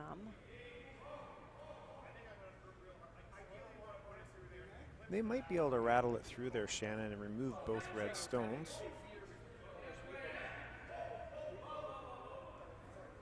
And these striking bands, Shannon, they're not fresh striking bands. They don't have a lot of bounce to them, so these rocks would have less drag in them and they'd have more of a smearing effect to them. They wouldn't grab each other on the striking bands. They're just a little more smooth and flat. So you're not going to get the bite on them that you would get off of a lot of the shots you might see on TV. So that would give the opportunity to remove these two red rocks much more easily. Richard called the sweep right out of Jeff's hand, but now we're getting a clean, so he's got to be close. And again, surgically removed.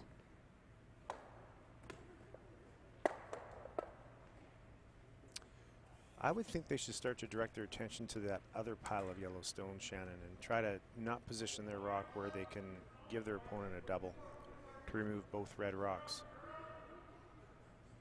My initial thought is to play down to those other two yellows if they have any chance of bringing that other red rock into scoring play. What do you see? Yeah, I don't disagree with you.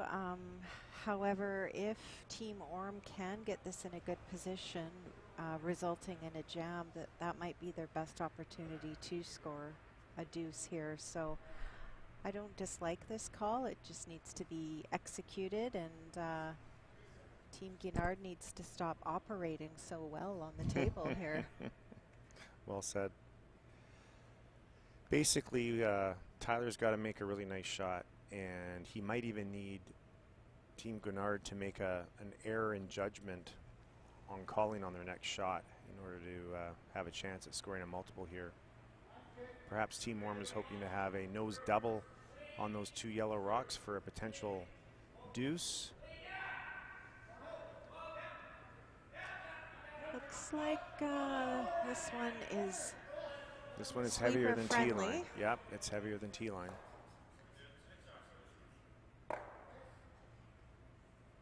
Yeah. Unfortunately, that isn't going to give Team Orme much of an opportunity for a 2 here.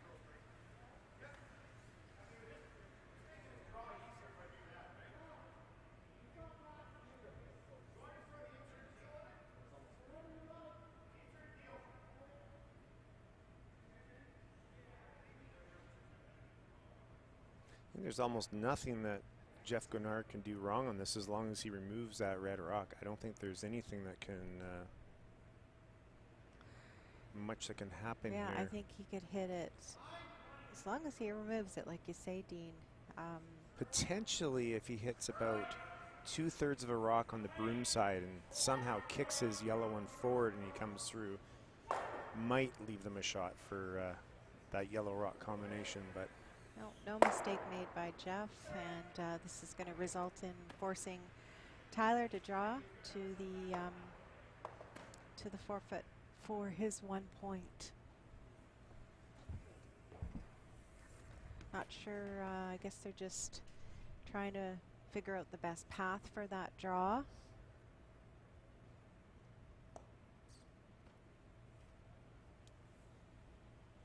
I think the fact that Tyler just had about backline weight on his first one, he's just looking for a little bit of comfort to maximize his opportunities to make this shot, and the stagger on those 2 yellows means he can have a little bit of variety on the line on this shot as long as his weight's close, and it should yield a single.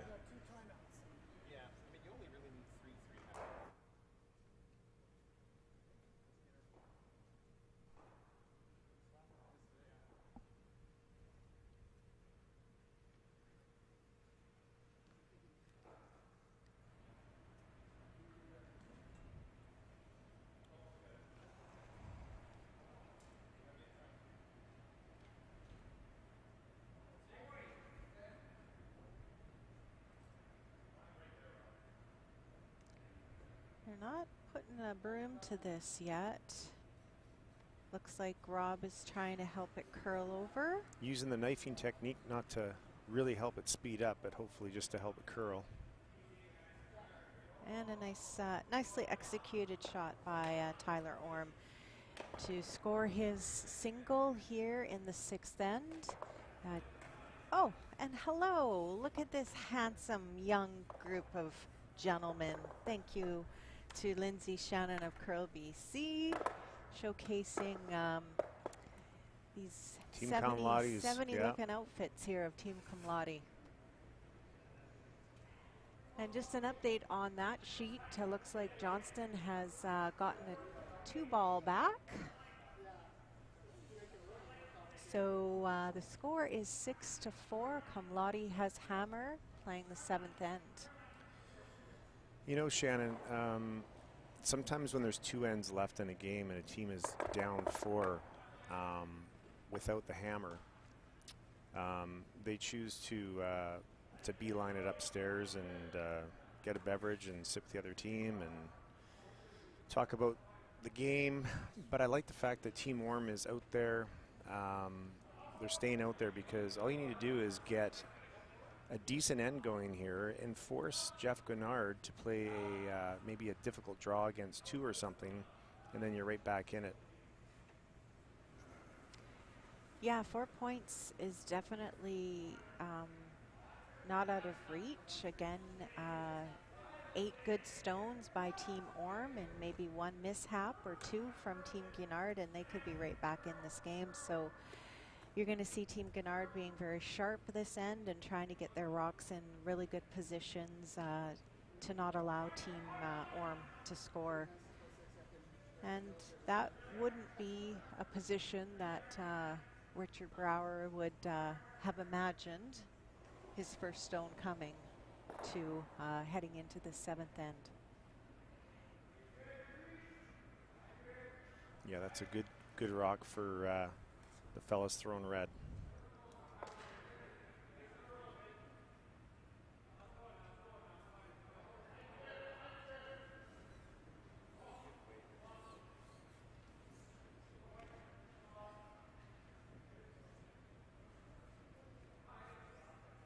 That one looks like it trickled into the rings. It's going to give an option for removal.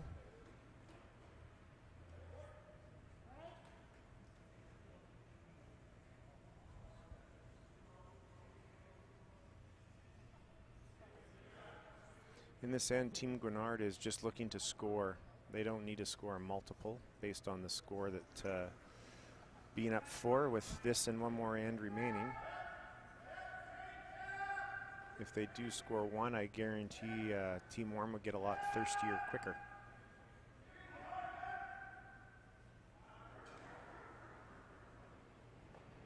Oh, wow. Nicely executed shot by Richard on that. Wasn't what they were calling. They were trying to hit and roll away over to the side of the 12 foot. I think they're quite fortunate that they actually didn't jam on that as well. That was very close to being a minor disaster. Just saw Richard wipe the top of his forehead with a phew. He wiped his Richard Brower. Oh, you know, 4th telecast and finally the bad dad joke just spilled right out of me. Oh, Dean, I think it happened earlier. Wow, I'm pretty good at them. That's what happens when you get into your 50s, Shannon. It's they just come naturally.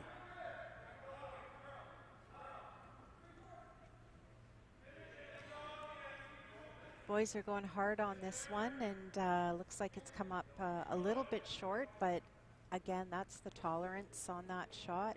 Team Orme being down by 4.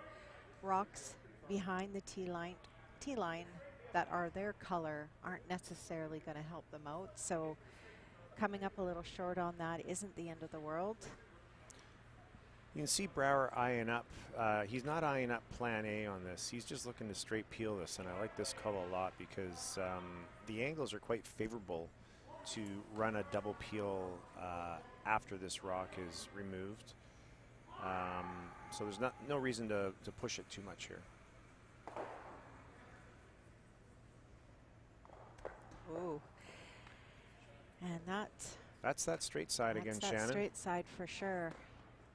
Any outward motion, and it's really hard for your sweepers to get that rock to curl.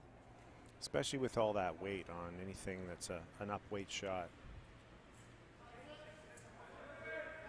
Well, so far I'd say this end is going exactly to script as Tyler Orme's team would like it to go.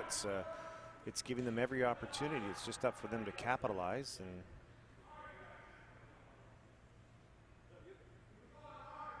really gives them an opportunity to kind of keep a foot in the door in this game.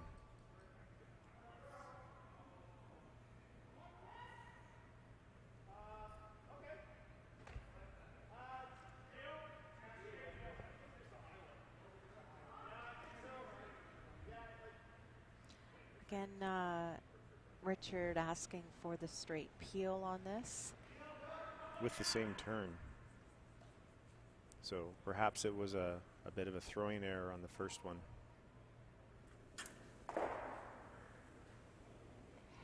Same thrower, same shot. I like the chances here.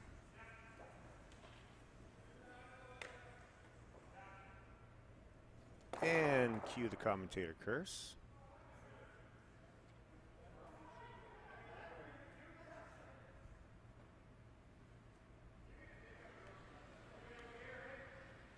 What do you have to say for yourself, Shannon? I'm a little speechless, actually.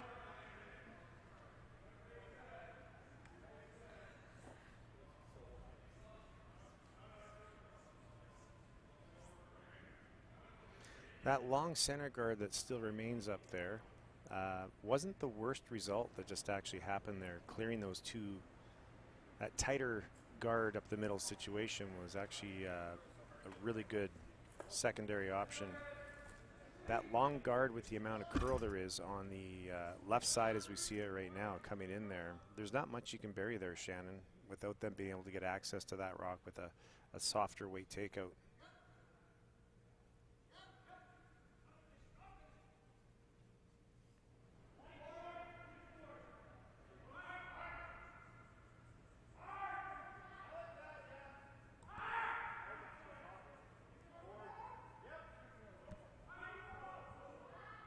Whether Team Orme has done this on purpose or not, I think the fact they're playing on this slightly straighter side of the sheet, it gives them the greater opportunity. The team that's throwing the upweight shots on the straighter side has the more difficult shots.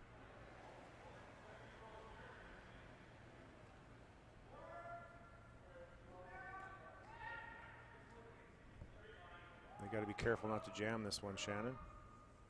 Yeah, absolutely. And again, this is that straighter spot where the likelihood of that is higher. So there was a bit of a jam there, but I think they got away with it, although that rock might be still nibbling the back 12 foot. And if you're Team Guignard, you're really not expecting that rock that's a biter in the back to come into play and to factor in at all, but this is curling. Anything can happen. What do you like here, Dean? My first thought was to hit and roll, and I was actually thinking of rolling behind the corner there. You Well, like the hit and roll to the center? My initial thought is you're either going to put up another tight guard, because you've always got that out turn to draw around the way it has that sharp curl. You could throw a tight guard, but even if you just draw straight in right now, which they're doing, your rock that's biting the top 8 foot there is actually a guard as well. And the long guard is, the combo of those two rocks is quite powerful right now. Electing to throw this out turn draw, which this side does have a nice curl to it, so. This is a big shot. This is either going to keep the door open or it's going to potentially completely close it. Boys are really going hard on this one. I think TJ's a little light, but it is in the paint. Ends up in an interesting spot. Not an easy double.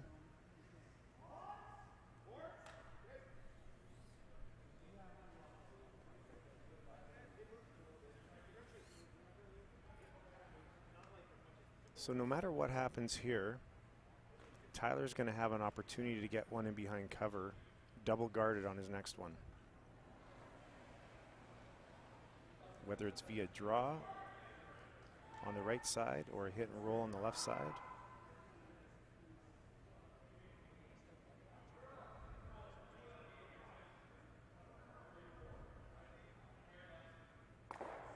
I could be wrong, Shannon, but I think that's the first time we've seen them calling to help a rock curl on that side of the sheet, coming outside in.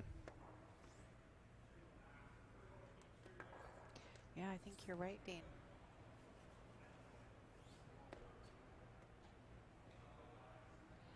So Team Orme is going to look to draw this one around and come top button.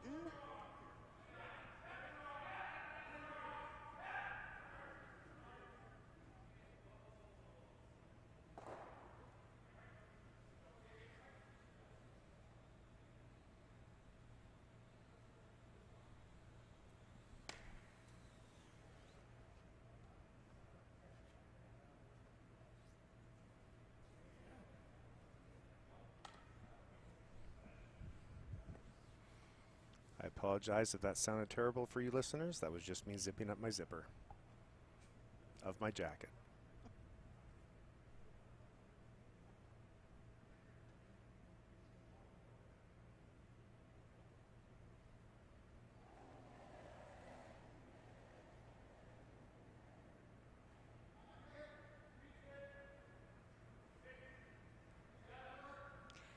Calling 6-7 out of the hand, which means top 4 tee line.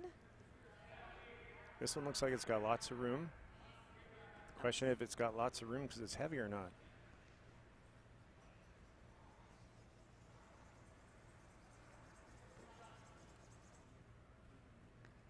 And slips a little bit deep there for Team Orme, so I think they're laying second, third, and fourth.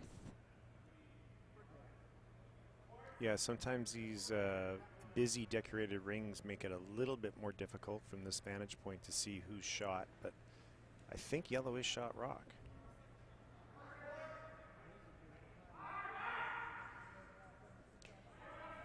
Yeah, and even if yellow is shot rock, it is wide open. Jeff is looking to try to eliminate one of the red and hang his shooter in the house. Some people might be wondering why they might not be, say, clearing the corner guard at this point, or sorry, clearing the long center guard to sort of open things up a little bit. I think that they don't want to face 4 on his last rock. And they can also see, Shannon, they can see more of this rock than we can see from this vantage point as well. They can probably see about half of this rock from the hack, and I believe they're playing about a board weight, are they? Yeah, I would say, yeah, that would be accurate, Dean. This again is the side that doesn't curl quite as much. Once they remove this rock, it'll open things up for them for their last rock. They'll have both ways to do something.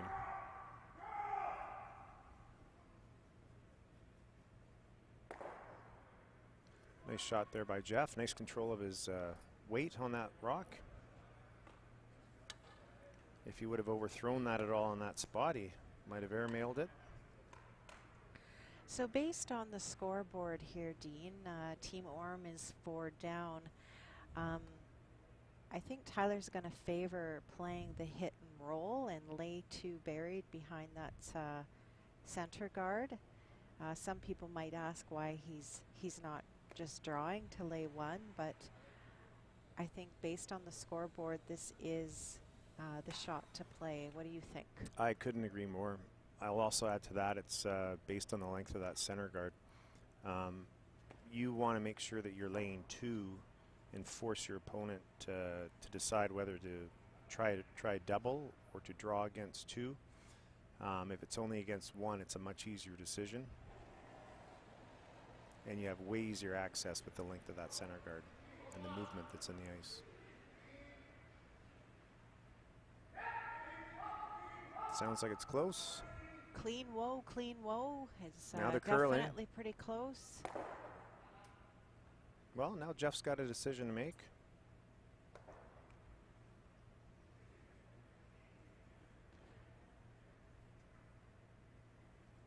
Veteran call here.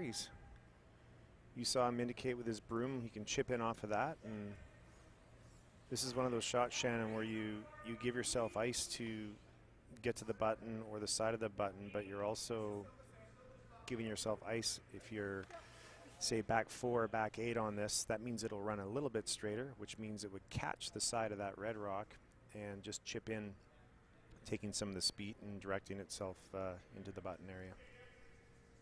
Would you ever consider playing the hit and roll off that top red one and even conceding your 1? Absolutely. I mean, it's kind of about scoreboard management at this time in the game. But I guess if Jeff feels real confident in his draw weight here. That's pretty tough to go through that hole right there, though, isn't it? It looks like he's spot on here. So yeah, Sweeper's just kind of cleaning that in and resulting in 1 point scored by Team Guignard, giving them the 7-2 victory as they shake hands here. It was a well-deserved victory by Team Guignard. Full credit to them. They were a lot sharper that game than they were the previous game. These 2 teams matched up, and so that will see Team Guignard go straight to the final, and Team Orme will play the winner of this game that we've switched over to. So this is the 8th end of the Kamladi-Johnston game. Kamladi scored 1 in the 7th end to take a 3-point lead. without hammer.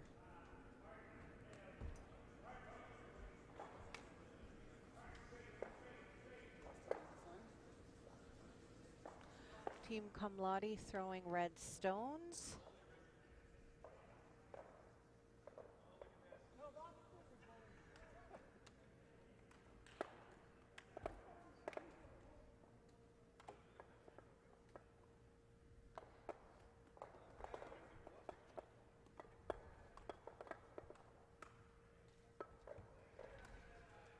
Team Johnson at this point looking to put rocks anywhere they can where they're not going to be removed. Get some corner guards up.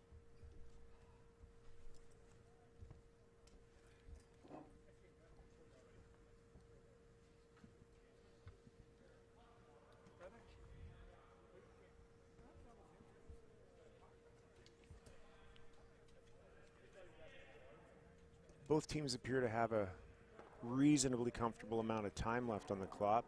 That said, Team Kamladi is just under 4-minute mark, so in case they do have any situations they need to discuss, if it gets complicated, they will be watching their time.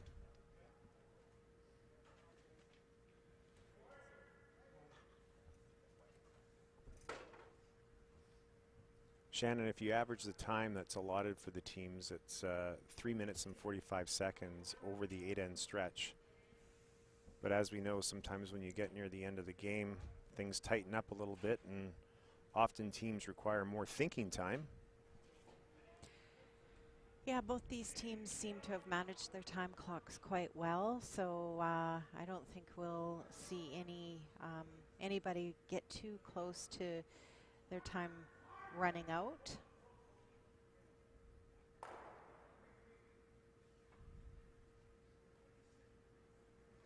At this point, if Team Kamladi just hits and rolls out on every yellow rock that presents itself, then they'll be just fine.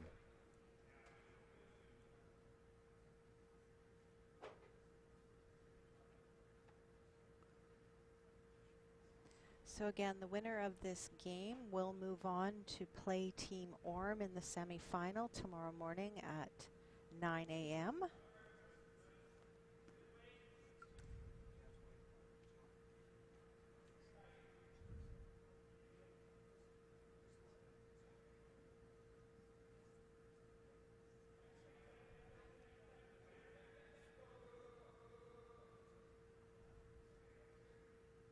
I think you'll see Team Kamladi go up and peel that corner guard.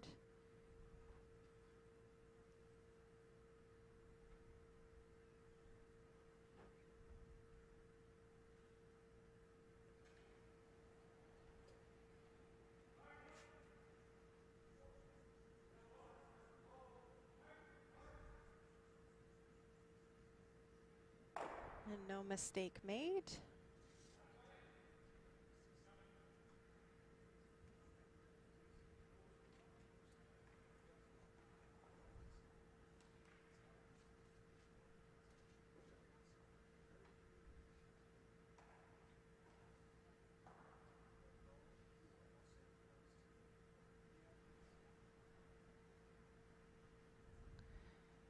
Cody looking to replace that corner guard here and protect their rock.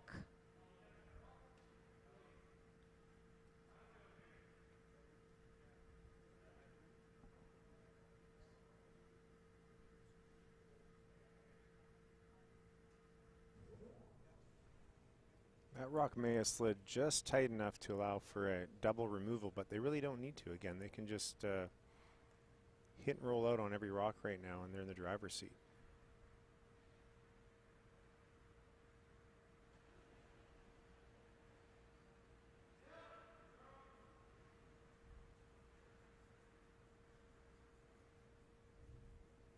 Trying to carve this one over. Well, they hit and rolled out on their own rock, but that still isn't a bad thing. Well, Cody's going to look to try to bury one behind that corner guard in one top 12. It's a real opportunity here for them to get a potential 3 now.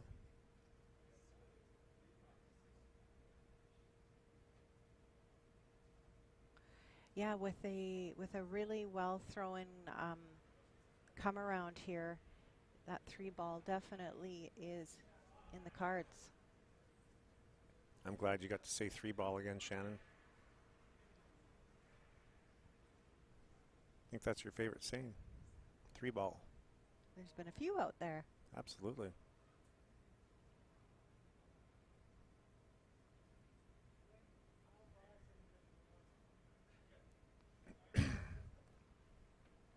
So Question is, can they see that yellow rock that's in the house?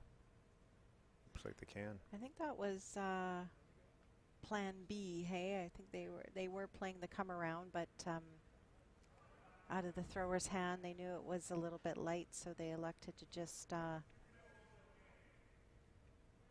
make it a guard. So yeah, I think if they can see some of this one, they'll be trying to remove the one in the house.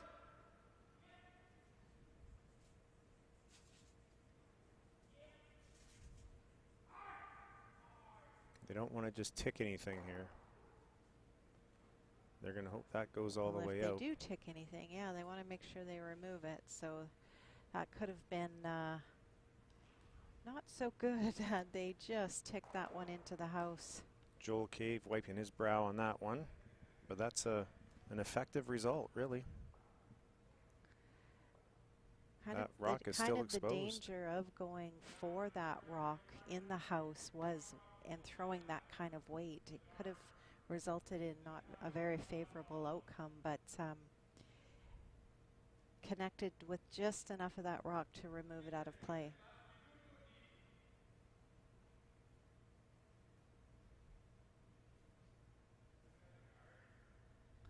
I like the come around here, Dean. I mean, I'm not sure what the other option would be.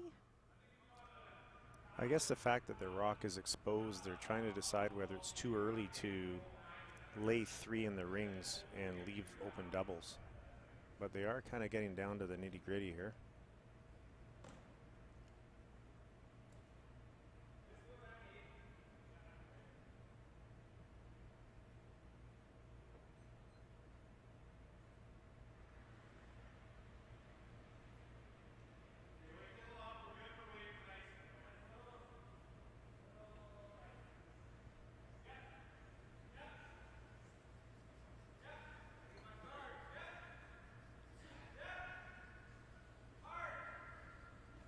Super's going hard on this one.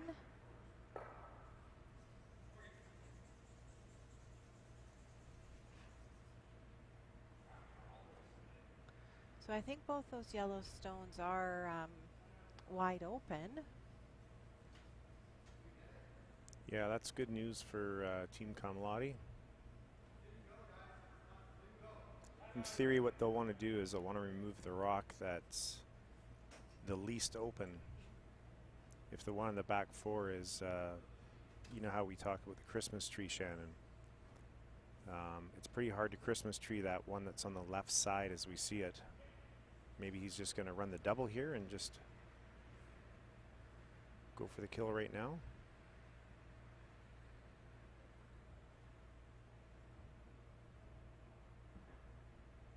That one in the back 4 might be just as exposed as this other one.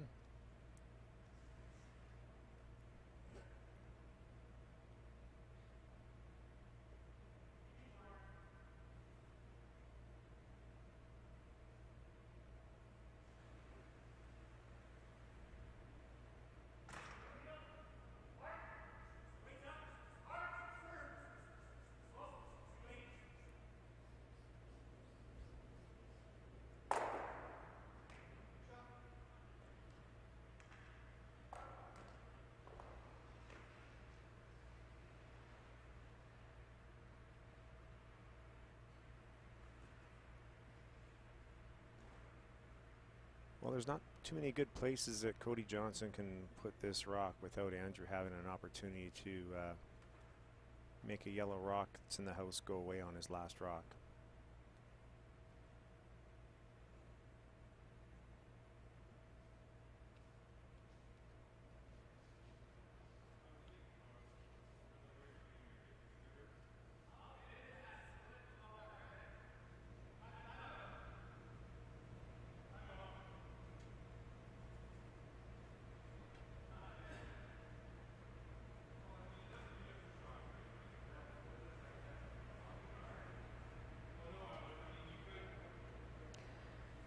So it looks like they're having a little further conversation here. I think what they're looking to do is to see if there's anything they can do to angle that yellow rock into that red rock into the rings and have their shooter roll in close enough to the rings for a split on the next shot. That's what I think I'm seeing, Shannon, and maybe even provide some protection for the one that's in the house. Don't think the angles are set up just right for that, but I think that might have been what they were looking at.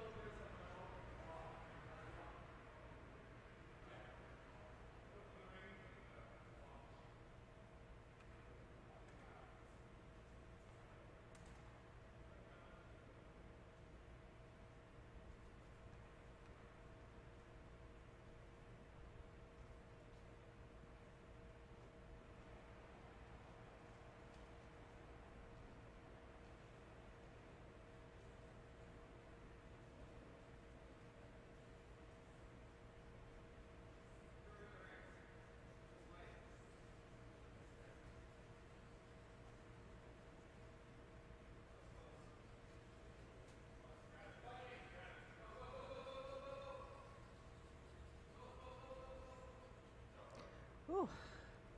Well, they just got it there. So Team Kamladi just needs to make one of these yellows go away.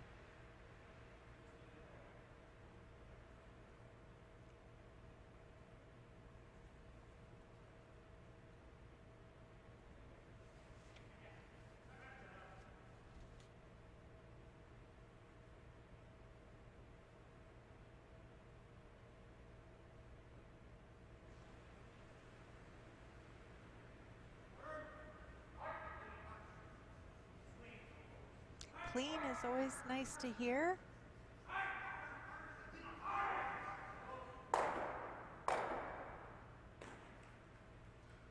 And I want to say, I think that's it, but I know they're looking, but I don't see anything, Dean. Well, unless you throw an intern spinner. Yeah, I think tick that and try to spill in. they've decided it's handshakes, so that sets the stage for tomorrow. We've got Team Kamladi moving into the semifinal, and they will play Team Orme at 9 a.m. The winner of that game will move on to the championship game against Team Guignard. And on the women's side tomorrow morning at 9 a.m., we'll have Penny Shantz playing against Jill Winters. And the winner of that game will play Carly Sandwith Craig in the final. Games are at 9 and 1 o'clock tomorrow. Thanks for tuning in and have a great night.